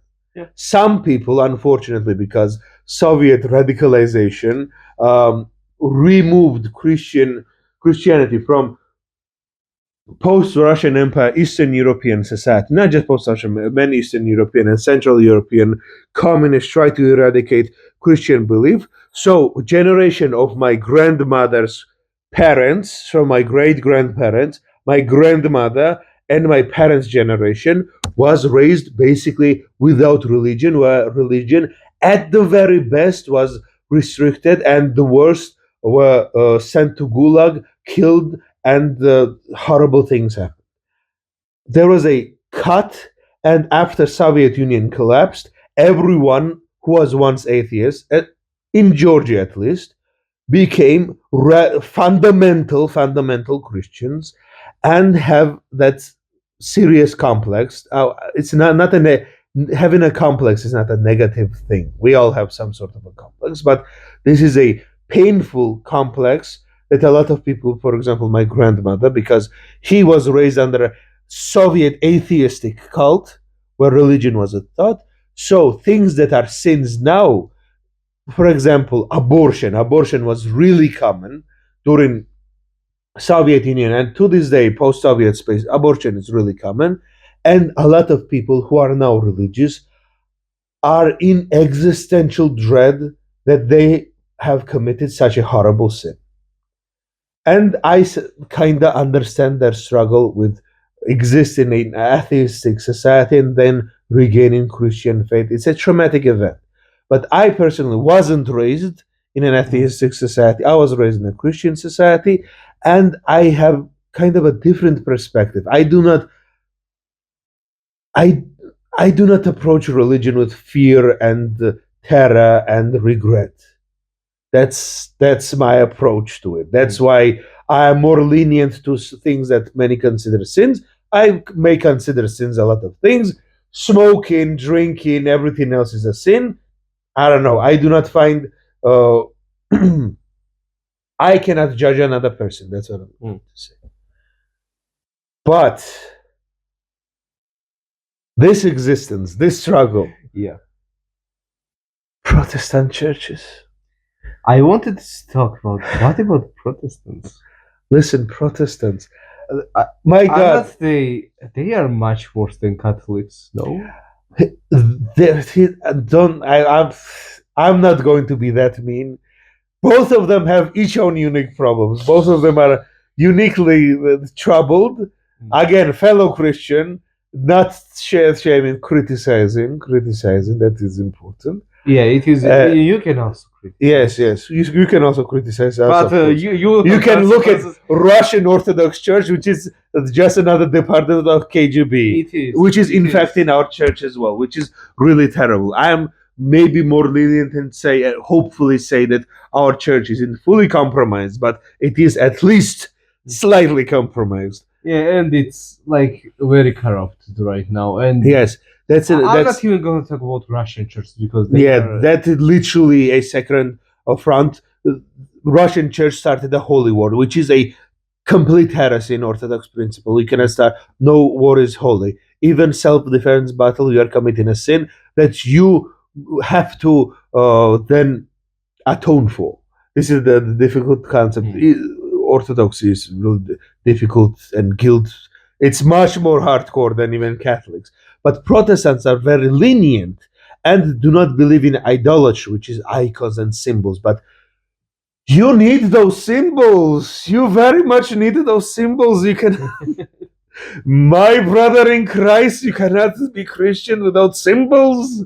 You will start making up new ones, and those ones are. Those ones aren't vetted for thousands of years. So, about conspiracy theories. Okay, thank you. Protestants are leading conspiracy theories, especially apocalyptic conspiracy theories. That's the topic I started this part of the conspiracy talk about. My God, I've been rambling so much. If you're watching me, you're the real one. You're the real demigod hero sent the warrior knight here. So put a like. Put a like if you think we are worth it. But continuing, my God, I apologize. Continuing my mad ramblings, you start creating other symbols, other sorts, both Orthodox church goers, Catholic church goers, and Protestant church goers are unfortunately captured by conspiracy mentality, because at one point they know for sure that the end of the world is coming tomorrow. For 2,000 years they've been sure that tomorrow, or at least day after tomorrow, as we say, Zeg in Georgian, Zeg, we will start the 7-year wars, and there are many prophets and many scholars. Like conspiracy theories now were past tenses, prophecies. So keep that in mind. Many of the conspiracy theories and the prophet sayings are written in exact same mentality. We have so many conspiracy theorists who are also fortune tellers here. My God, my God. In Russia, at least, I would say conspiracy theorists, witchcrafters, and basically card readers and coffee readers and those church nanas who does little witchcraft on the side have more power and more attendance than most churches. Russia is somewhere like 5% attendance and like 20 and 15% actual religious goers. Well, while Georgia is 90 to 97%. That's the level of dedication. Like, we're not on the same level. Do not, like, this propaganda, this conspiracy theory, one of the most popular, is that Russia is this base Christians. No, they are not. What the fuck? They are not Christians. Look at them. Open your eyes and see, you blind fucks. Are they doing something Christian or what? They are literally being demonic. All right, specifically demon Gog Magog. All right, you could say they are radical Christians. Like, okay, we can, like, there is an argument to say that American elections be like, do you want Baal or do you want Baal or Bahamut? Which one do you choose? Like, I get it. Like, American, you could say, like, if you use 40K example, Slanesh has slithered into the American mentality, but like, the demons that could be considered in some ways in some form. Actually, if you like, they're gonna drop a Christian lore. There are different levels of angels, right? Yeah. Each country and each group of people, like, there are angels for each person. There are also considered family angels. There are also considered to be clan and culture angels, country angels, and like cosmic angels who govern over, like, powers. Specifically, powers are angels that govern countries. Some of those angels are considered to be fallen, or there are, as like, you know, that person has a devil and an angel on their shoulder. Similarly, countries can have a demon and an angel on their shoulder, and each country is in a constant spiritual battle according to Christian ideas. This is where a lot of the conspiracy theories come from. This is the idea that country is a living being, like a society, like a leviathan, you could say, like collective beast made up of individual people. And like individual people are in constant battle between good and evil, societies are in battle, like elections. Who are we voting for? Like spiritually, who are we voting for? Are we voting for spiritually more for demons, or are we voting for angels? More angelic governed people and societies, or more demonically governed peoples and societies? There are, of course, second idea that there are different types of other spirits, not just angels and demons. There are many different. That's heresy according to different interpretations of the church, and we will not engage in heresy. No heresy here. All right. So about Conspiracy. Thank you. He's here to make me somehow stay on topic. Conspiracy. These all countless messy ramblings that have been on leads to the mentality that there is a conspiracy, there are a group of people who serve the devil, who are on the side of the demons. There is not like spiritual battle, doesn't go on like literal hell beasts rising from underworld. It goes on between our souls, and they use us as chess pieces. Like you've seen those gods using humans as chess pieces, or modern trope of gods playing D&D. Who are the D&D characters though? Like D&D characters? No. Who are the characters? Main characters. Like that's a different stuff. You would say Donald Trump kind of feels like a main character. Sure. So, what I was trying to say.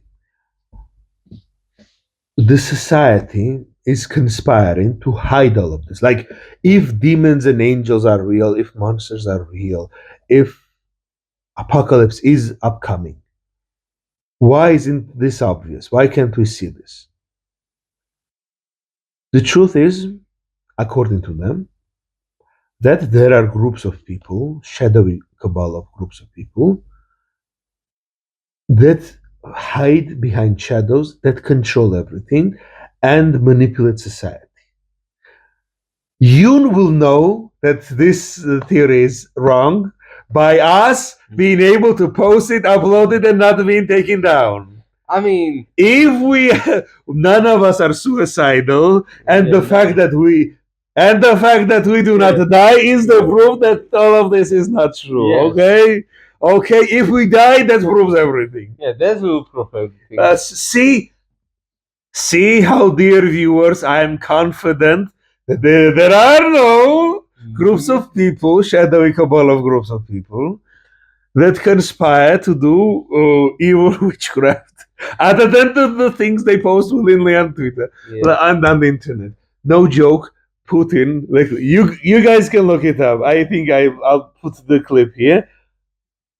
Putin has cabal of witches. That cast spells to protect him. Like, how does Putin not lose the war? He is the only one using magic warfare. What do you think? He's the only one, though? Okay. Yes, he is the only one that we are aware of. But about shadow governments. Yes, shadow governments are connected to this. I mean, shadow governments use, a lot of them also believe, there are two types, again, going back to the forgotten topic of fantasy and sci-fi. They have two answers to this story, sci-fi and fantasy answers. Sci-fi answer are aliens. Aliens are behind the government, who are the pyramid of the conspiracy, blah, blah, blah, manipulating dudes. There are politicians. There are, of course, Jews. There are, of course, Georgians who control the Jews. There are, of course, then Italians who control the Georgians. What about Armenians? Armenians, of course. Of course, if there are Georgians, there are Armenians. All of them are secret Armenians. All from bottom to the top. and of course the space aliens who are also by their mother's side Armenians. All right, jokes aside, I mean, in my opinion, of course, there will be some kind of Yes. shadowy government or someone like there It's is called always, a government. yeah. Oh my God! I mean, The shadowy government is just called the government. but like, can corporations be considered over the government because they are kind of doing? They are literally behind politicians. Yeah, they are like on the reg. like They're not even hiding. The problem I have is that there are no shadows involved. None of those people are hiding. I mean, even in like fucking What fucking shadows? I mean, even in fucking gaming industry, in fucking video game industry, they vote to the government. Like, if I remember right, some companies even vote anti-monopoly government structure government bodies, for that. Like, look up for Sony and Microsoft. Okay, I'm going to add some other things. In gaming industry, there are allegations of sexual misconduct. Ooh, they are a lot. Like In music industry, we have P. Diddy. In film industry, we have. I want to get into film industry, so I'll not name any names. Like I'm willing to go after like the most powerful people on the earth, but I still want to make movies. I still want to make movies. I'm not gonna go to the parties. I promise. Hereby declare, and hopefully it is not being pulled in a court session of mine 20 years later, maybe even 10. Okay, if you guys watching here's me breaking the fourth wall years later. As anyone's watching, I'm keeping myself accountable and anyone else. I will not participate in any weird PDD parties. If I am invited, I will say thank you very much. No, please leave me alone. I will throw my own parties where we just will play LARP. That's what we'll do. Tell them what is LARP. They may think that LARP is It's kind of like BDSM without the S. No, without jokes. Without sex. Some people may think something other. Yeah, of course. It's just nerdy guys pretending to like we get dressed up and hitting each other. We are hitting each other and like dressing up, playing around. We are pretending that we are in medievals and we have like the funniest thing. I am sure there is some sort of a secret cabal of cosplayers at events. Not every, but there would be statistically enough cosplay organizers who have pre-game decided who wins and who loses. That proves that if you put 3 people in the room, 2 of them will conspire. Yeah. That is the level of insane bullshit we exist with. Is there any conspiracy?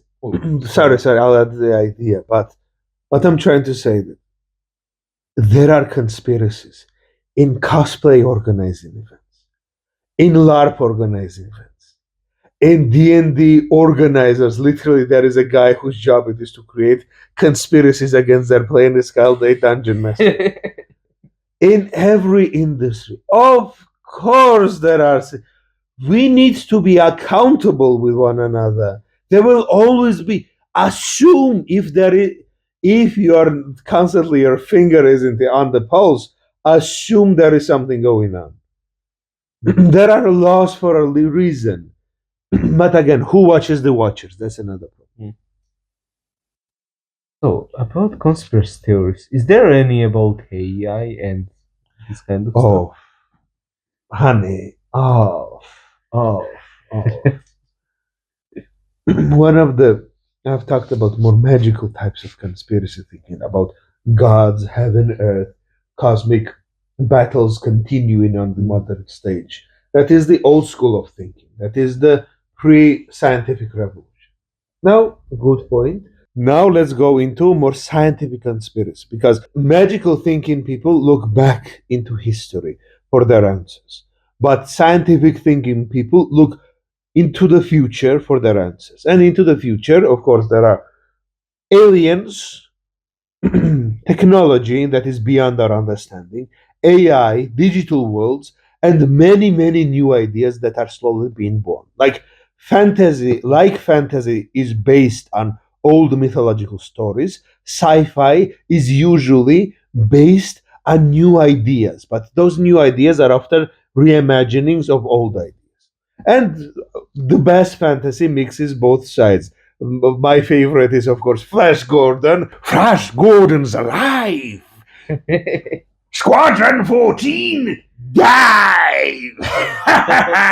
I love Brian Blessed. We watched the movie recently. It was really good. It was really good. Yes, going back to the search Flash Gordon, not yeah. Oh my God, he accidentally found Flash Gordon, the porn parody of origin 1950s Flash Gordon serials, and he was like, okay, I kind of get it. and it came earlier than yeah, it came in the 70s and 60s 60s or 70s. Yeah. And he's like describing the scenes. I'm like, what movie did you watch? What? And he's like, I get it why you like it, but like, okay, tell me, which one did you like most? Flash Gordon or Flash Gordon? Of course, the one that is not a porn parody. But porn parody. It was weird, let's say. Like, okay, it was weird, but it was dumb as hell at the same time.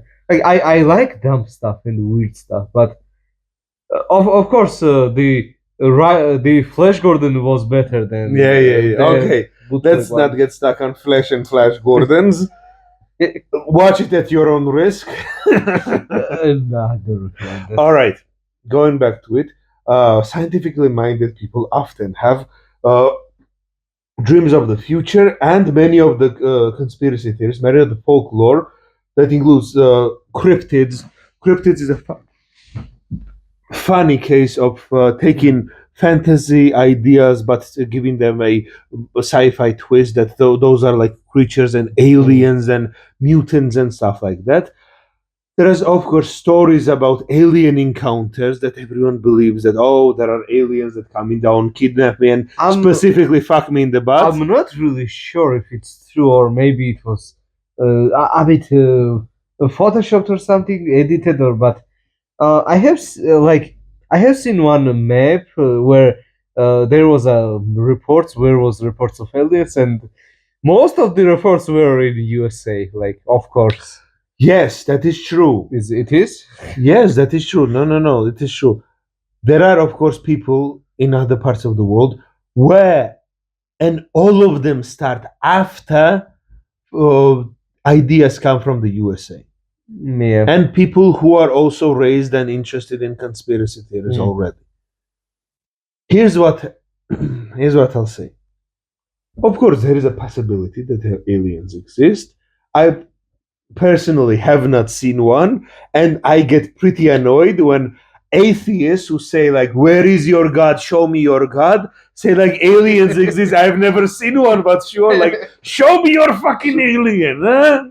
Show me your fucking alien. I can show you castles built by giants. Look at my other fucking videos. I can show you castle built by giants, castle built by witches, warlocks, wizards. I can show you magical items. I can teach you how to make magical weapons and armors, but I cannot find one little measly alien. We have space radars looking everywhere. Where are they?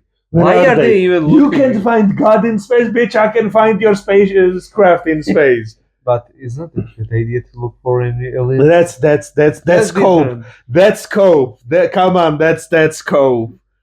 Listen, that is full on cope. All right, going back to you. All right, back to the. I'm so fucking jumping the wrong topic. All right, I will humor the possibility. I think both fairies and aliens could be true. I think fairies are more documented to be true and by more people and for longer times than aliens, especially outside of America. But I will say, and of course, it was of course, like similarly in a lot of cultures, fairy style. It's getting a bit heavy. Sorry. Oh my god. Okay, I'm gonna do the alien.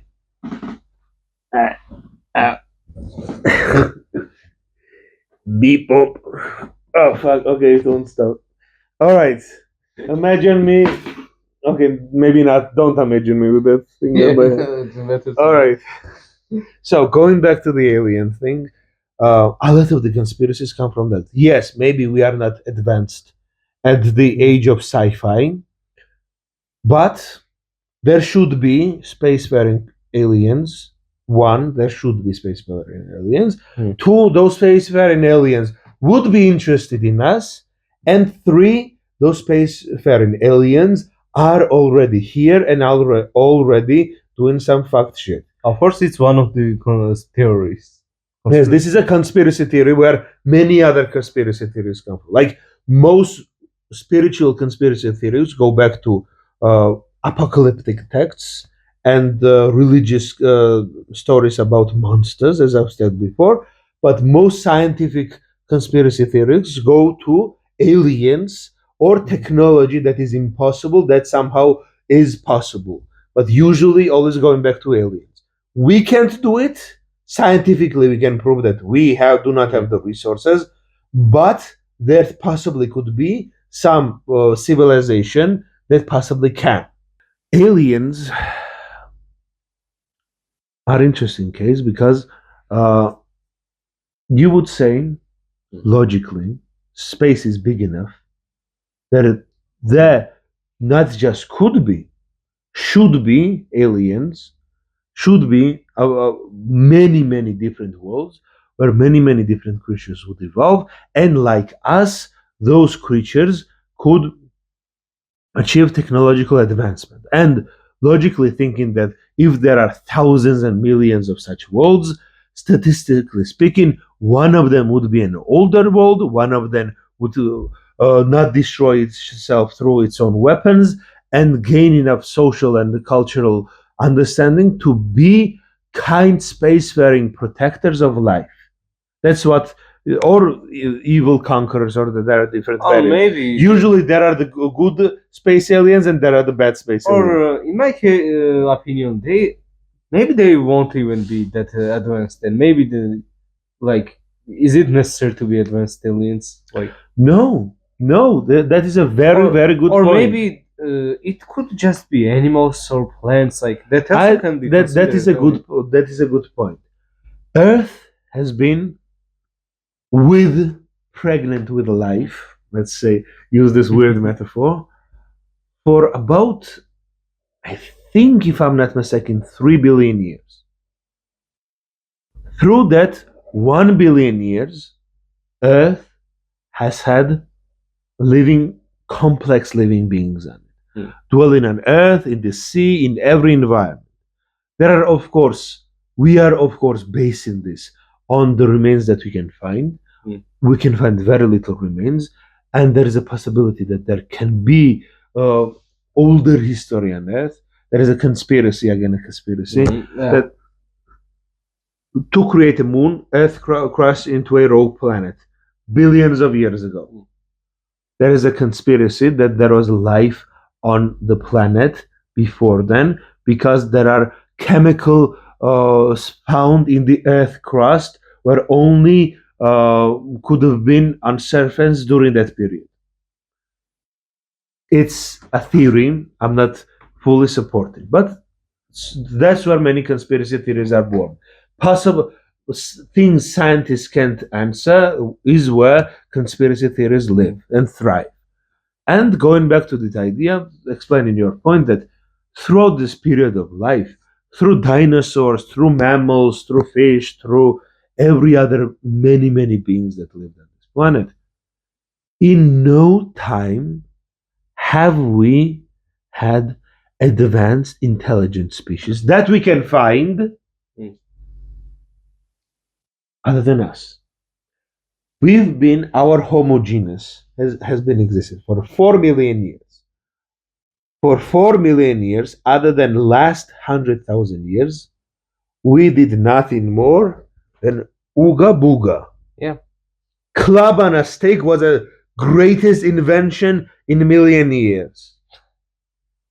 But with this club on a stick, we built structures that could reach heaven. And according to most mythologies, we didn't do it. We're not doing it the first time. We've done it before. Every flood myth talks about a super advanced society of near immortal humans that have beyond understanding knowledge. We only managed to reach the advances of the Bronze Age, many Bronze Age inventions, many antiquity inventions during Industrial Revolution 200 years ago. So realistically, we did everything, all of this, in 200-year span. Well, let's say 500-year span after Rome fell, and it took more than 1,000 years to restore Western Rome so it could continue its work. That tells us that either nobody but us, not just in space, on this planet Earth, near infinite to our understanding amount of species and living beings lived on this planet. Beings that live today can shoot fire from their asses. There are bugs that can shoot flames out their asses. There are creatures that can sense electrical fields. There are creatures that have basically superpowers. None of them thought to advance their brains beyond what is necessary, except us. What does that tell you, logically speaking? Either we got really lucky and really anomaly, or you could say God. Good. Like I believe that maybe somewhere in space there could be some kind of, I don't know, micro lives or something like that. Like Sure, no worries. Someone. Here's the thing: why it's unlikely for me? Why I don't believe in it. whatever, like there could be right, the microbes and the stuff Yes, like that. yes, there is a high likelihood. I mean, in Mars there is water, right? I don't know how water on the surface, but there could be microorganisms in the ground. Here's the thing: if we expand our definitions of what life is, we might find many interesting finds. We might find chemical reactions that go on for so long. It's basically a living thing, a pool of chemicals in a sea of chemicals that can replenish itself, make more of itself. That's basically a living thing. That's what a bacteria is, if you think about it. Yeah. It's a thing, makes more of itself, and feeds from a source to make more of itself. Cell is nothing more than a very complex chemical pool of not organic chemical bonds. There could be organic chemical bonds where there is carbon and material required to create organic bonds. There could be completely different organic structures that has the ability to self-replicate. High probability. There could be crystals that communicate with one another and grow themselves and are basically organic computers. There could be pools of chemicals, as I said, trying to replenish itself, and by deconstructing and absorbing other chemical materials. Non-inert chemical in the sea inside of a giant ice planet could be an ocean filled with fish-like, because there is convergent evolution. You still need a fish-like body to move around through liquid. Fish-like creatures who are made from completely alien chemicals that communicate through electrical signals and use those electrical signals to bend their environment through magnetism and through chemical reactions. They couldn't cast fire like create fire like we can. We use oxygen reaction to create energy. They could use chemical reactions. They could use electrical reactions. There could be many different creatures, like planets with similar life forms evolving, with fishes. With there is no fish; it's just collectively what we call them. There are life came from water, so we have many different names for many different creatures, collectively of fishes. But some of them can be so unrelated one another. Dolphin is related closer to you than to a shark, but to a lot of people they look the same. Yeah. But they're completely different creatures. Similarly, we could have had every opportunity on this planet for Mother Earth to create thinking creatures that could ooga booga, hit a rock on top of a rock, put a rock inside of a rock, opposable thumbs, the be or not. If you go about schizo theories, maybe there were some creatures before us. That's what I'm going at. That's I'm really trying to be like, I don't know, maybe I should go like fully schizo. I'm trying to lay the groundwork for this. That's what I'll say. If you're trying to use science to explain a lot of things, we do not understand science fully as well. We constantly find things that if you look beyond, if you look down enough, if you look small as particle, the rules that we think world is governed by isn't governed by. There are different dimensions. We can be like two-dimensional objects unable to comprehend the third dimension. We could be beings made in a simulation. That is another AI conspiracy theory. That the world that exists, statistically speaking, AI will advance and will create simulations, simulations of the real world. And there would be enough power to power those mega computers that they could literally imagine in their artificial intelligence whole worlds. This is actually what most mythologies are based on. Like Hinduism believes that there is a guy, there is a god who sleeps and dreams this world every night. And every time he wakes up, this world is destroyed, and every time he goes to sleep, a new world is created. Every god, every being, every man, every woman is this person's imagination. These beings. This could be a cosmically higher power, or this could be just a person dreaming of a world. Like we constantly, only thing that we truly know that we are thinking. That is René Descartes. Oh, it's René Descartes. Yo. I mean, when we are dreaming, we are also creating worlds. Exactly, that's what I'm saying. It's like let's do the meme. Let's do the meme. Dude, are you real? I think so. That's actually pretty solid evidence. René Descartes.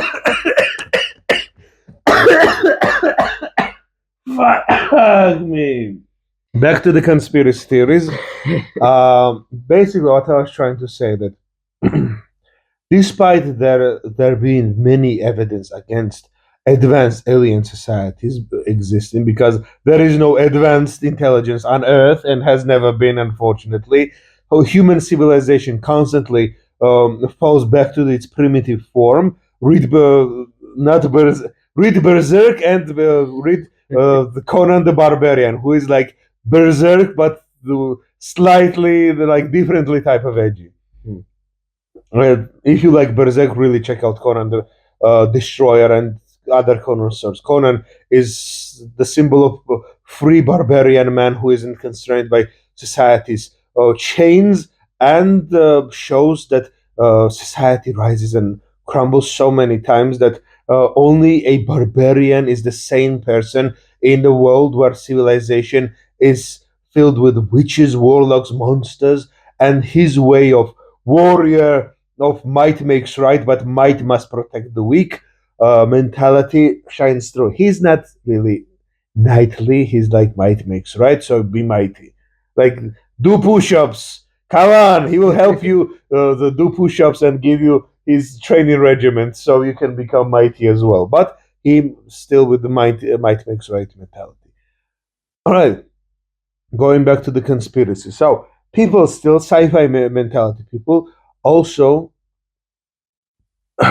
try to create AI ideas, that AI technology will set us free, that AI can create another world. Either we already exist in an AI generated world, or our salvation or our solution lies in matrix worlds where we could be plugged in a permanent game, and that the world that we exist would be nothing but its shadow. We will be like these old husks of mummies plugged into tombs of machine, where our imagination can run wild with other people, but our bodies will decay and decompose.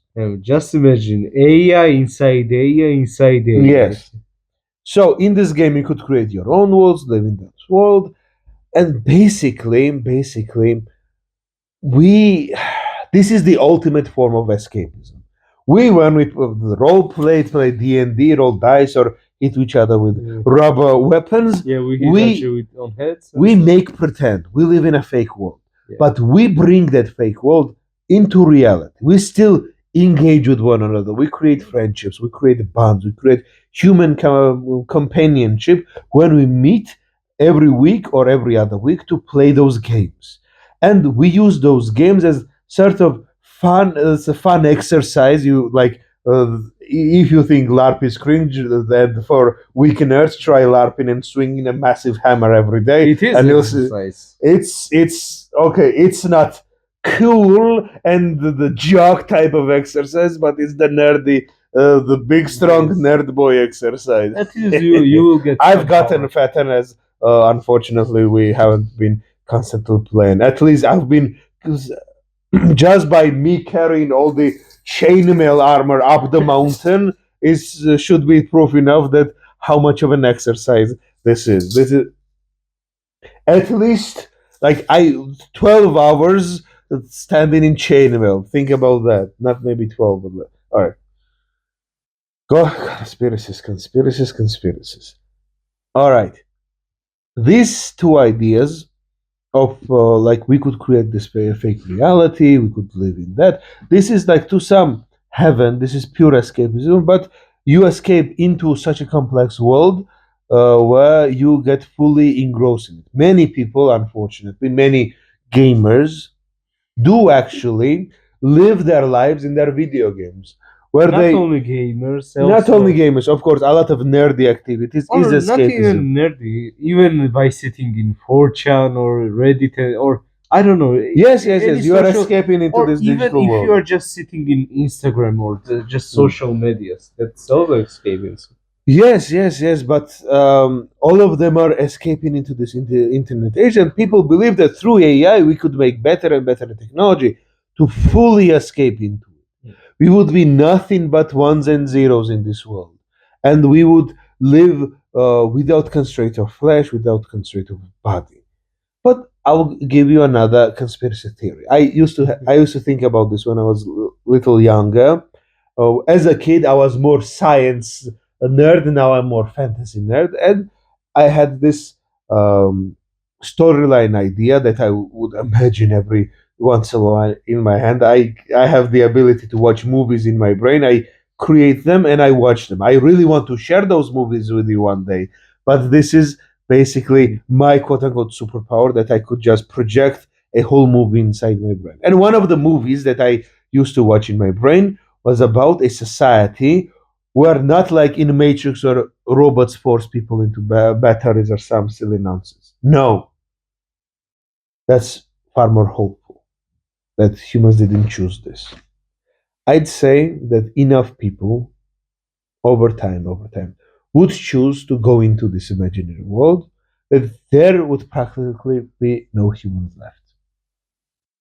Or those that would be left would be the stupid people who can't afford the AI generator machines. I mean, There are kind of a lot of movies about, not movies, but I can kind of Yeah, hate yeah, a yeah. lot of stuff. Yeah, Matrix most famous, but the difference is that they are forced into it. This is a force reality the demiurge programmer created, or you could say like a lot of animes Wasn't there have like also in Adventure Time, like yeah, where good point. everyone went in for their room? Yeah, it's a really shitty video game where like Yeah. it's like really low pixel video games everyone lives in. Exactly. Here's what I will add to it: that there will, of course, be a class divide of people who live in those tombs, of immortal tombs, and people who cannot afford it. You know what this society is called? What do we call a society where rich people go into tombs to be immortals, to live in an imaginary land beyond existence, and poor people? Egypt! Egypt? Think about it. What are mummies? What are tombs? Michiel. Merde! Oui. Oui, Michiel. Merde! Yes, that was the room. Egyptian tombs is basically what they want to create. So Egyptians were originally going to AI and simulated. Yes, taking your waifus with you. You literally, mommy is a gamer that has woken up for a I'd say 2000 gaming session, 2000-year gaming session. Of course, he would be pissed. Then some pre-British dudes came and snorted their corpses. What the fuck? I'm gaming, mom. I'm gaming. And made meds and teas and other stuff. Oh my god! Imagine. There is a technology, magic-based or science-based technology. Who cares? It's technology. Technology where you can put your mind into a different existence while putting your body in stasis. You stasis simulated coffins where they can still activate their. That's basically what mummies were trying to do. That's basically what organs were. Organs are burials. Similarly, the gaming rooms.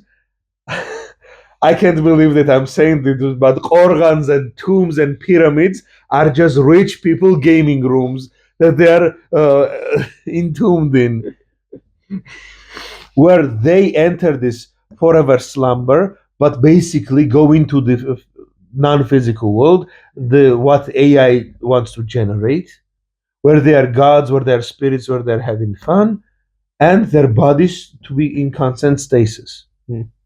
You get what I mean? Yeah.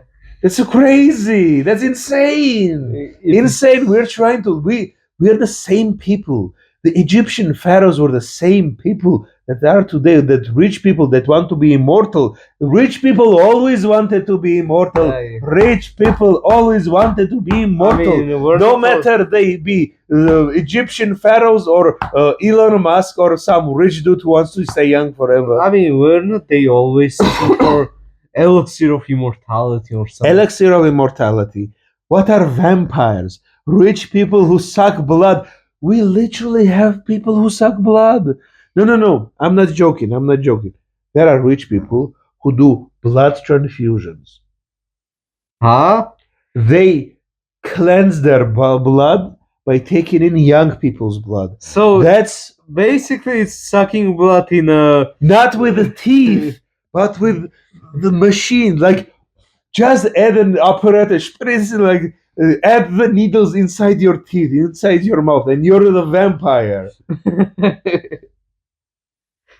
I mean, some people are making bats out of. Okay. I know how you do it. So here's the vampire idea. There are new vampires every day, like sparkly vampire. This guy. Here's my vampire idea. He has 2 teeth, right? One teeth sucks the blood in, goes into the circulation. Other teeth deposits its crappy vampire blood into your blood.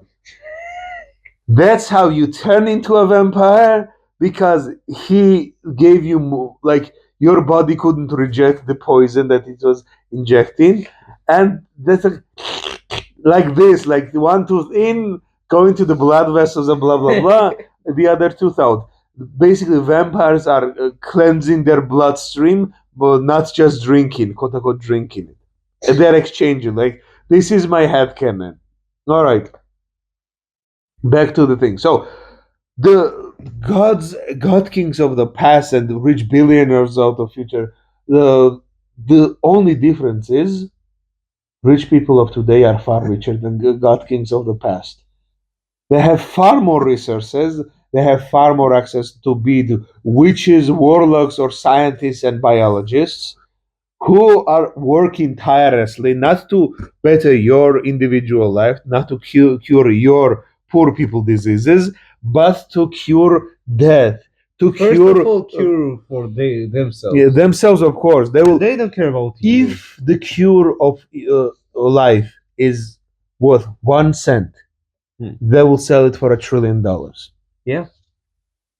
Just because you couldn't get it. Maybe they will not even sell that. And All right. This is, again, I'm constantly doing transition into the... Gilgamesh satsıyor da hep o İsa bağlantıysa. Let me tell you. You struck on a gold of conspiracies that connect to mythology. One thing I want to demonstrate in my mad ramblings is that modern conspiracies and old mythological stories are based on from same reality, looked at from different imaginary perspectives. That's the difference. That's the difference between vampires and the scientists who want to do blood transfusions. Difference between mummies and people who want to create stasis chambers where they can play online games all the time. That's the difference between monsters and biological chimeras they're actually creating. They're killing them for ethical reasons, but you can combine and create human-animal chimeras. You can do it. It's a biological practice that people like doctors and not even doctors, university students do it. It is ethical to kill them and not bring them to life, but this is one of the most famous Soviet conspiracies that is actually true. Joseph Stalin hired the 1930s best embryologists to combine humans with primates. Yeah. To create human-primate hybrids. What orcs are you talking about? Joseph Stalin literally tried to create a monster army. Like, he was the Sauron. He was not. He was Morgoth. Morgoth, Sauron is... I wouldn't even call Putin Sauron. Putin is just Golem who has put the ring on his finger. Literally. Golem with the... This is Golem without the ring. Golem with the ring. White Putin meme.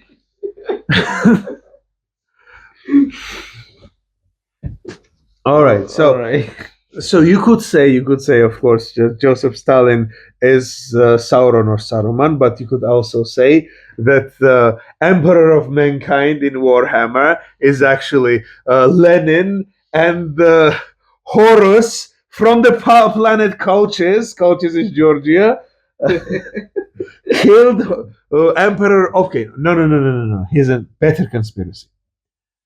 I was thinking that Emperor of Mankind is Lenin, but in reality, Lenin didn't have the chutzpah.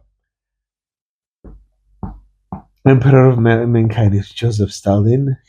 He was killed by Colchian from the planet Colchis, who is Beria.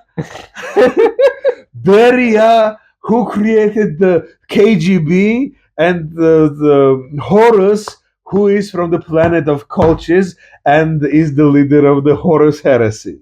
And Joseph Stalin's cult is basically proto-version of Warhammer's Emperor of Mankind cult. All right. You know what? I kind of see why Russians love Warhammer. Russians, check out Russian military church. Basically Warhammer yes, said. it is Warhammer. It is Warhammer. Like, that's how fucked up things are here. That's how crazy. Reality is far more crazy than you think. Like, crazy reality one. Crazy is one. You were wrong. You, the sane people, were wrong. The crazy is one. Tell them what you want. I'm one of them, unfortunately. I don't follow like, I'm one of the good ones, of course. I'm One of the good crazies. insane people. All right, going back to it. Many conspiracies and many myths and mythologies come from the same source. Like, rich people always wanted to find immortality.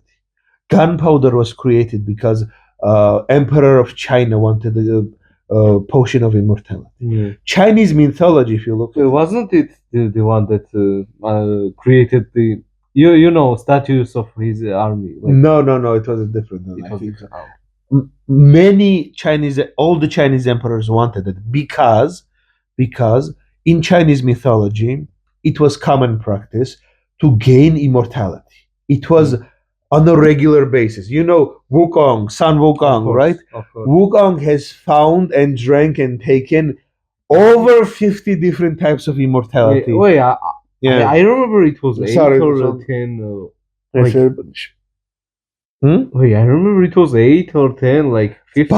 Punch. I'm saying 15. Like, Like, I don't. 8 or 10. 8 or 10 is Yeah. enough. I remember he has a lot of layers of immortality. Yes, exactly. That's actually that means that in Chinese society there was belief that there are more than 8 different types of ways to become immortal, and Sun Wukong just did them all, and there are probably more that he didn't get to do. And in the Chinese mentality, in the Chinese mythology, there is a pantheon of Jade Emperor, God, the supreme God, and all the other gods are part of the court. Like Greek mythology, there is court of the pantheonic gods of Zeus and his family, who he rules over. But there are also other subjects, local dryads, spirits, all the mortal and immortal, humans and non-humans were part of the kingdom. Greek world wasn't united under one king. Greek world was united under one god, and Zeus was its god king, god emperor in the heaven, who ruled over different kingdoms, who were just basically his lord vassals, who are his demigods. Most of the lords and barons, most of the kings in this world were actually demigods or gods appointed themselves. All of them were god appointed. They were basically how a emperor or a high king appoints his lords to govern over city states. But gods were in charge, and those gods were actually mortal in a sense. They were maybe not mortal, but they could age, they could be captured, be weakened. All of them ingested immortality potions.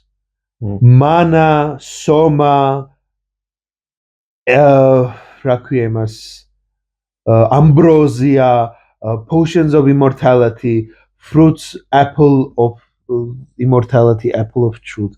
You know the story of apple of knowledge that Adam and Eve ate. Yes. There was another tree. There was apple of immortality.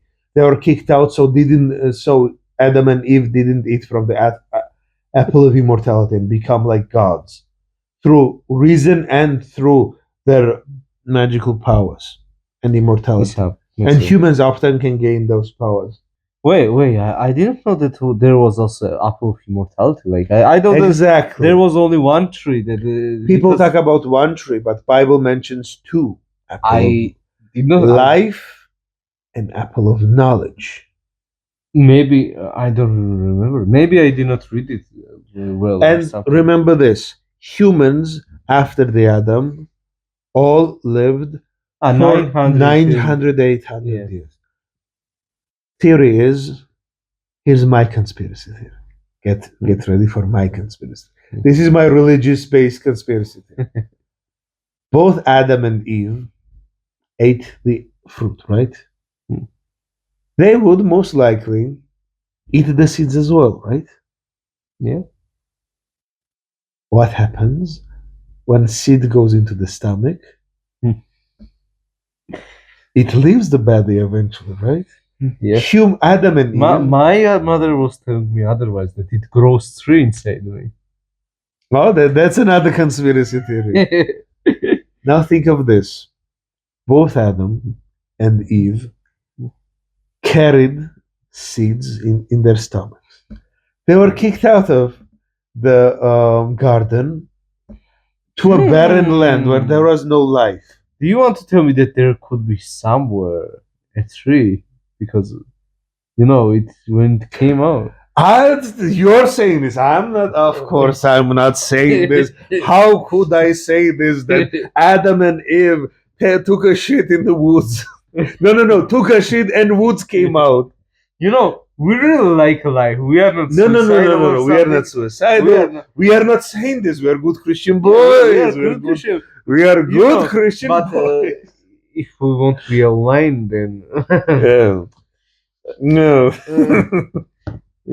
We are good Christian boys. Yeah, we are good Christian boys. So, as good Christian boys, we don't believe that Adam and Eve, after eating the apple of knowledge and apple of immortality, both of them took those seeds through their body and planted those seeds, using them to bring some of the Garden of Eden. But now the earth itself wasn't as fertile, so they had to put more work into it, more suffering, and from it grew maybe not one, maybe multiple different trees. Different trees. Maybe not as big and powerful as the trees that gods had.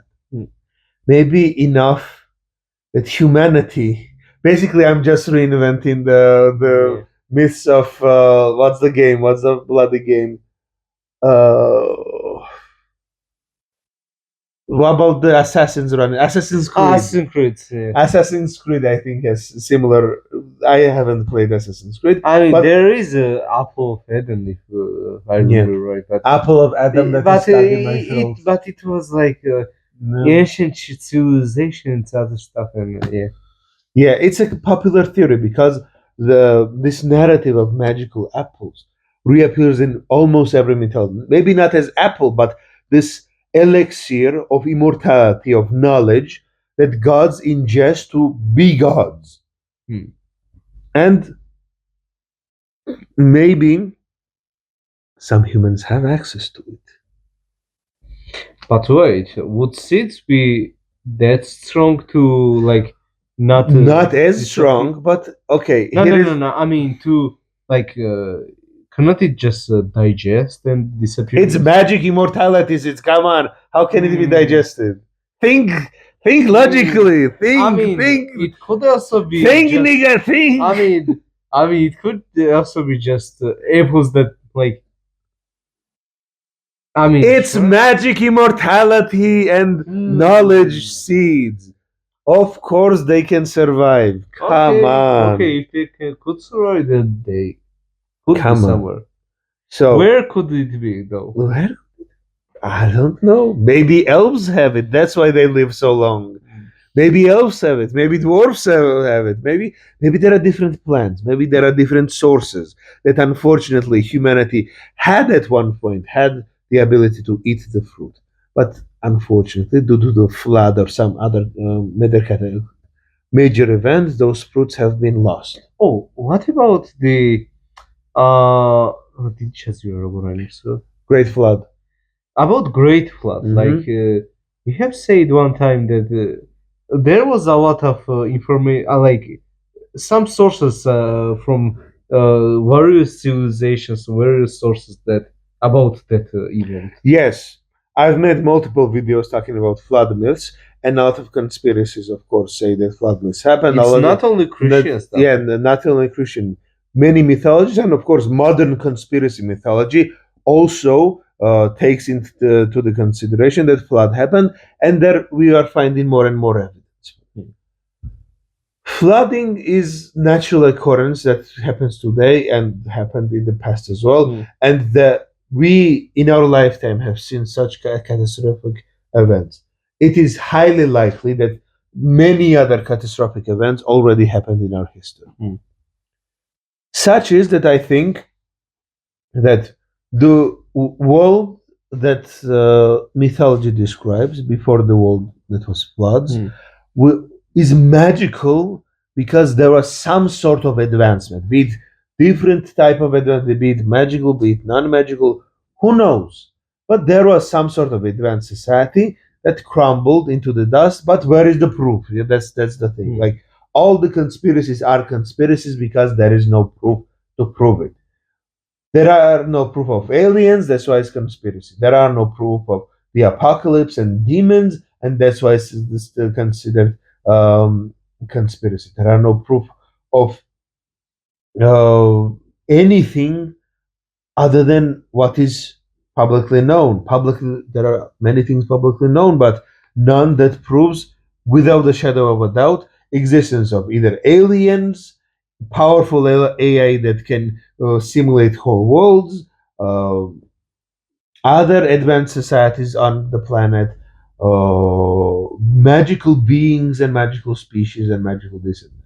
But a lot of conspiracy theories that some of I even agree or think might be true combine elements of historical and scientific conspiracy. This is kind of approach I try to take.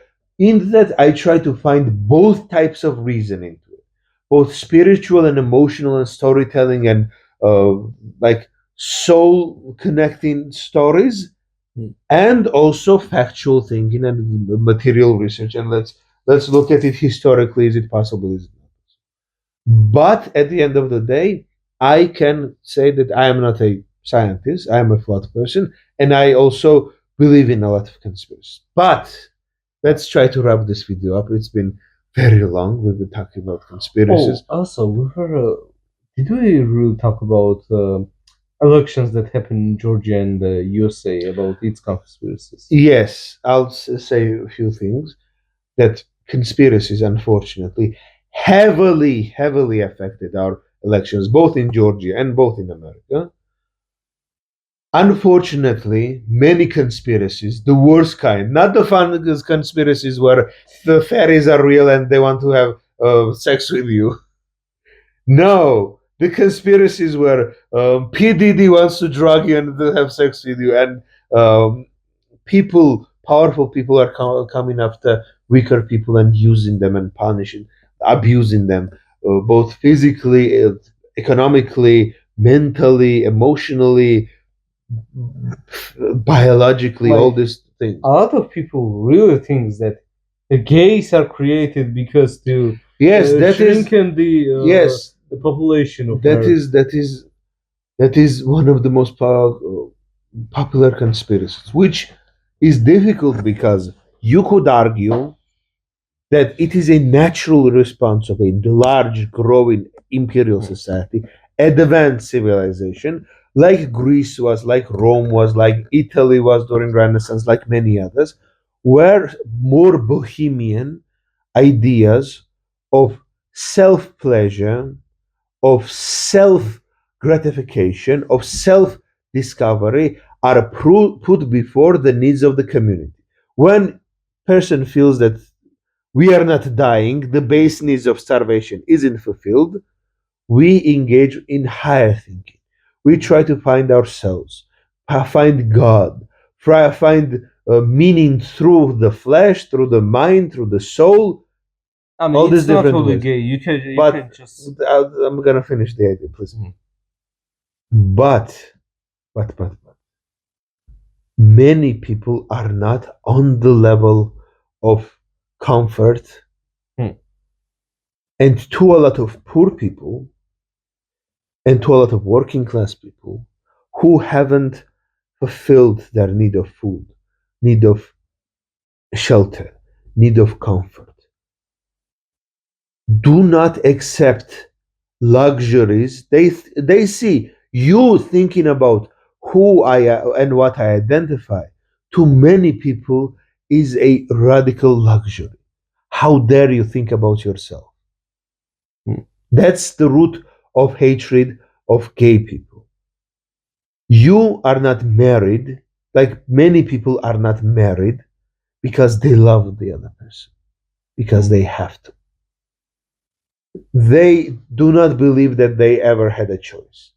And many people, especially those who are born gay and socially are not accepted, either try to hate themselves and crush that part of themselves, or project that hatred to others. I am not uncomfortable in my sexuality. I love women. I love big boobs. I like big tits. I like women. Men of culture.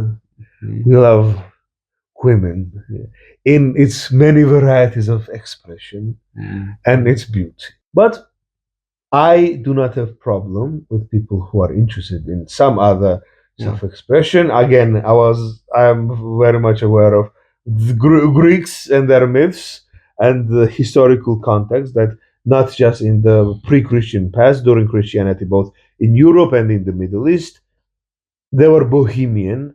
But I'm not going to focus. This is not important to me in general. I want to talk about that. What we're talking about. This conspiracy, unfortunately, affects a lot of people. Affects people who are struggling with themselves. Person who isn't a self-hating latent gay, I don't think would be this upset about this topic. I don't know. I don't care. I let them be. They do funny dances. I give them some thumbs up. This is my interaction with many of them. So, what was the fuck I was talking about? Might say some.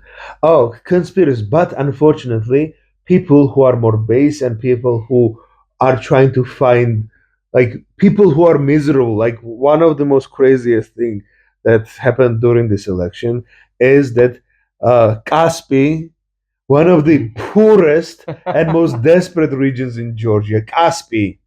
For context, there is really problems with water, with food. Like there is no water. There's not just problem with water. There is no water at all. There is no proper water. There is no electricity. There is no water in my village. I take water from the hole in the ground. And you know what government did? They banned gay marriage. But so I have my conspiracy theory that in secret there was fight war of gays between gays and between anti-gay government. Yes. As we all know, there is a secret cabal of gay Caspi residents who have been conducting gay marriages and be the beating harp of gay culture in Georgia, and the heroic GD banished them into the underworld, casting them from the Caspi and freeing the Caspi citizens from the evil grasp of the queens. But they may return again. Be careful. Yes. That's why they are making laws and stuff. People do not have basic human necessities met, but they care more about gays. And I was shocked that I thought that no village person would take this responsibility. No people who live in rural areas, in smaller cities, would take this standing and say that, no, we have real problems. We do not have problems with gay marriage in Caspi and a bunch of a secret cabal of homosexuals stealing the goats and sheep. I don't know. We have problems with food, with water, with basic not having jobs, with the debts killing us, with whole villages being put into bank debts. No, all of them, 112 and 150% of villages. People magically appeared out of nowhere, like citizens are 100 and 150 people voted for GD in this town. But the saddest thing they summoned the dead. They summoned creatures from different dimensions to vote for the GD. Villagers who do not have stoves, do not have bathrooms in their houses, do not have water, do not have anything. My neighbors in the village, I have electric well that I pump water from the ground. My villagers, neighbors, many of them do not have toilets. We are one of the few families in the village. Maybe there are, hopefully, it's a growing number, but many of them do not have bathrooms in their homes. And their main concern is gay marriage. Like, okay, dude, you are safe. I could say Like, even worse. I thought I want to hug these people and tell them, you are safe. They're not gonna get you. They're not gonna turn you into a gay. They're not gonna bite you like a vampire and turn you into. They're not gonna fire their propaganda rays and turn you. My God. And the worst thing is that, like, I have seen a lot of people, or like, I have seen people that they prefer to be under Russia, under destruction and everything. But there won't be gays. Of course, we will be in destruction, in My poverty. God, they would rather be in Russia's They would rather, militarily controlled, occupied territories. they would rather have the Russian tanks here Oh, than some random gays being them for themselves. I don't know. Like, that's crazy world. That's really crazy world. Like, I was genuinely arguing with multiple people who would rather be bombed by Russia and conquered than let gay people just exist. I think they have some kind of worries. You cannot explain this mental paranoia. This is no longer ha ha ha homophobe. I'm not afraid of gays. No, it's serious stuff. This is. You need to see a doctor. You need to see a doctor at this point. It decided the fate of our country. It's not. Yes, this is not some lunatic hick hillbilly bear. Gays gotta turn me. They beam gay thoughts into my head, and I'm gonna. It decided not only our fate of country, but also USA. They worked with the government to falsify the elections. The people voted multiple times. The people went out and gave their passports to be used in flawed elections. If we do elections again, people would still work for the government to falsify the elections. I mean, there was. What else do you need? Okay, there might not be 51 or 3% of the population. They might be 40% of the population, but 40, 30, 20, 10% of the population would rather be under Russian occupation. Not even like, oh, no one's going to occupy, we just want a peaceful. No. They would rather welcome tanks in. They would wave the flags, not the ones that, oh, if the Russians invade, I will fight, but I do not. No. They want the Russians to invade so that gay people, who the fuck cares, are most patroni. I care about my gay friends, but who cares about their gay asses? Like, they don't care about themselves. They barely have like 24-hour sleep schedules. They barely take care of themselves. They don't care about themselves as much as these fucking paranoid people care about some effeminate dude who just wants to, like, I don't know, put funny hats on. Not us. Those aren't funny hats. Those are serious hats. You know what?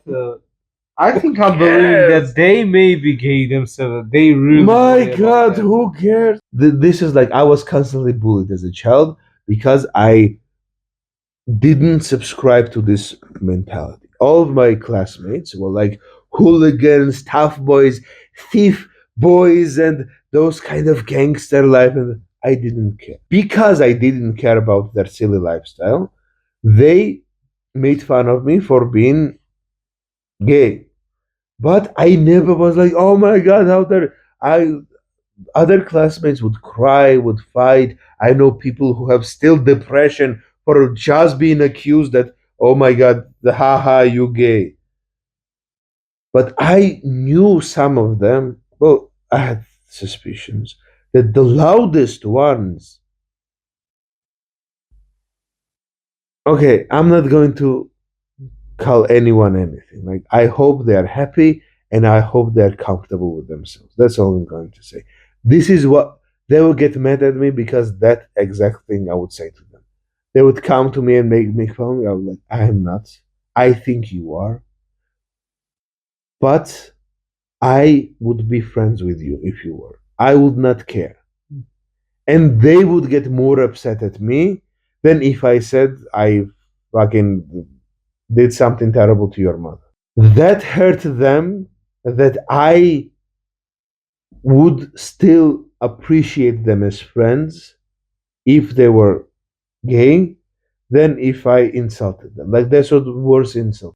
I don't care. Who gives a fuck? People voted for the economical recession, leaving European to the path to join European Union, living allyship with the West, going back to our previous oppressor who killed us, bombed us, raped us for 200 years. Would rather go back to them than just let some people just exist. That one in Georgia. In America, abortions one. That people and the hatred of migrants and hatred of women and hatred of minorities. Similar things like Doesn't they also have hatred of gays? yeah, gays, women, and migrants. Like, sure, but here women are targeted, sure, but not, it's not a talking point. Here, mostly it's just I gays. mean, most of the families here not they're like women. They may head of. Yes, the that's family. the unfortunate thing in post-Soviet society. Women are the breadwinners and also have to play mother and father. There's a the common saying in Georgian: "You're the mother of the house and you're the father of I the have house." seen sadly a lot of examples. Yes, of that. a lot. Unfortunately, I'm going to say it straight up. Most households that I've seen and know about are predominantly breadwinners and homemakers and providers are women. Men are either just accessories or somehow slightly participating, or just a drunk yelling thing on the corner.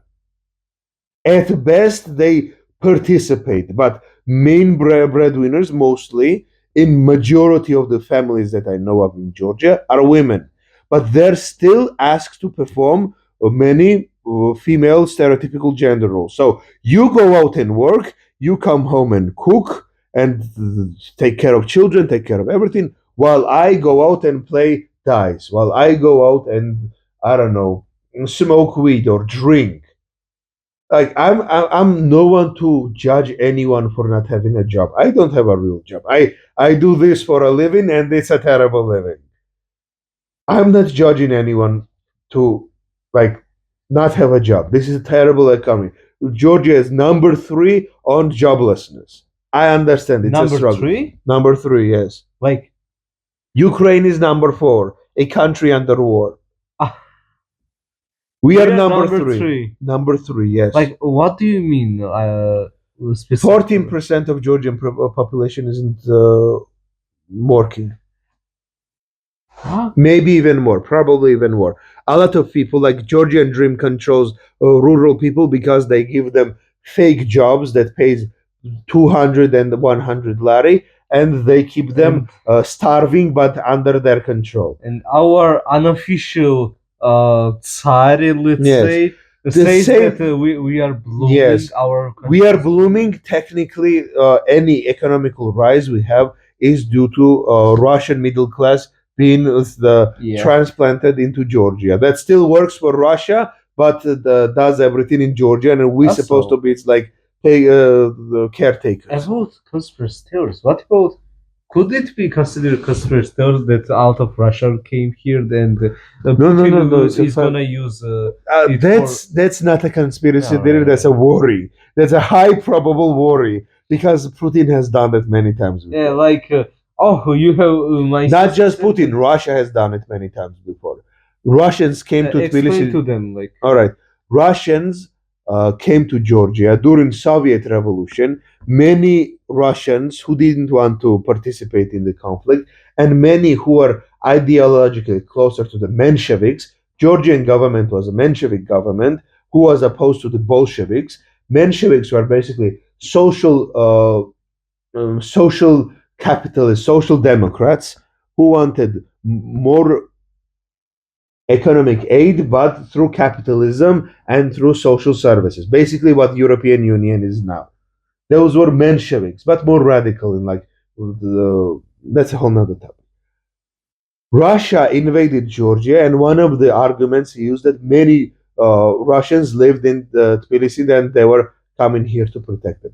The Russians that escaped Russian Empire or escaped communists, communists came to quote unquote defend them. So I mean, history can easily there repeat was itself. not. There was a lot of reasons why they did it. Of course, that wasn't main reason, but they're using it as excuse. All right. This is the important part. All right, let's try to. We've been rambling way too long. Yeah. You gotta go home. No. I still have. No, time, I'm don't worry. being nice. Like we gotta wrap this part up, and our dear viewer has probably have Hey, are you the here? holes the drilled. If you are managed to watch through, If you the came end- this long with us, yeah, like you- and like subscribe. Like and subscribe. if you survived and didn't slip through my mad ramblings, like and subscribe. I should like and subscribe you, basically.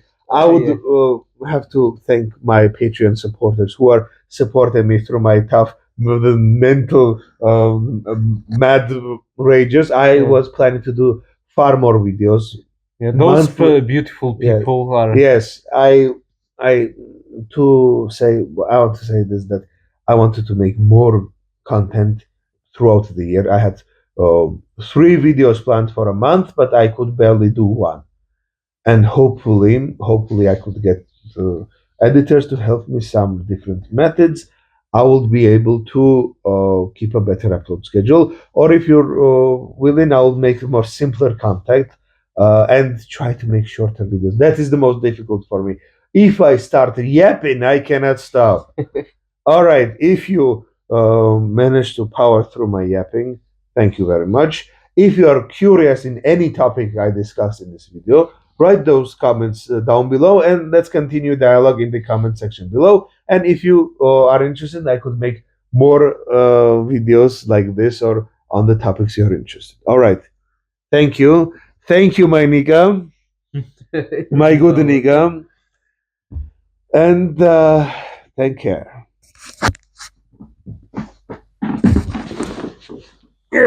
What the? Okay. Right, man.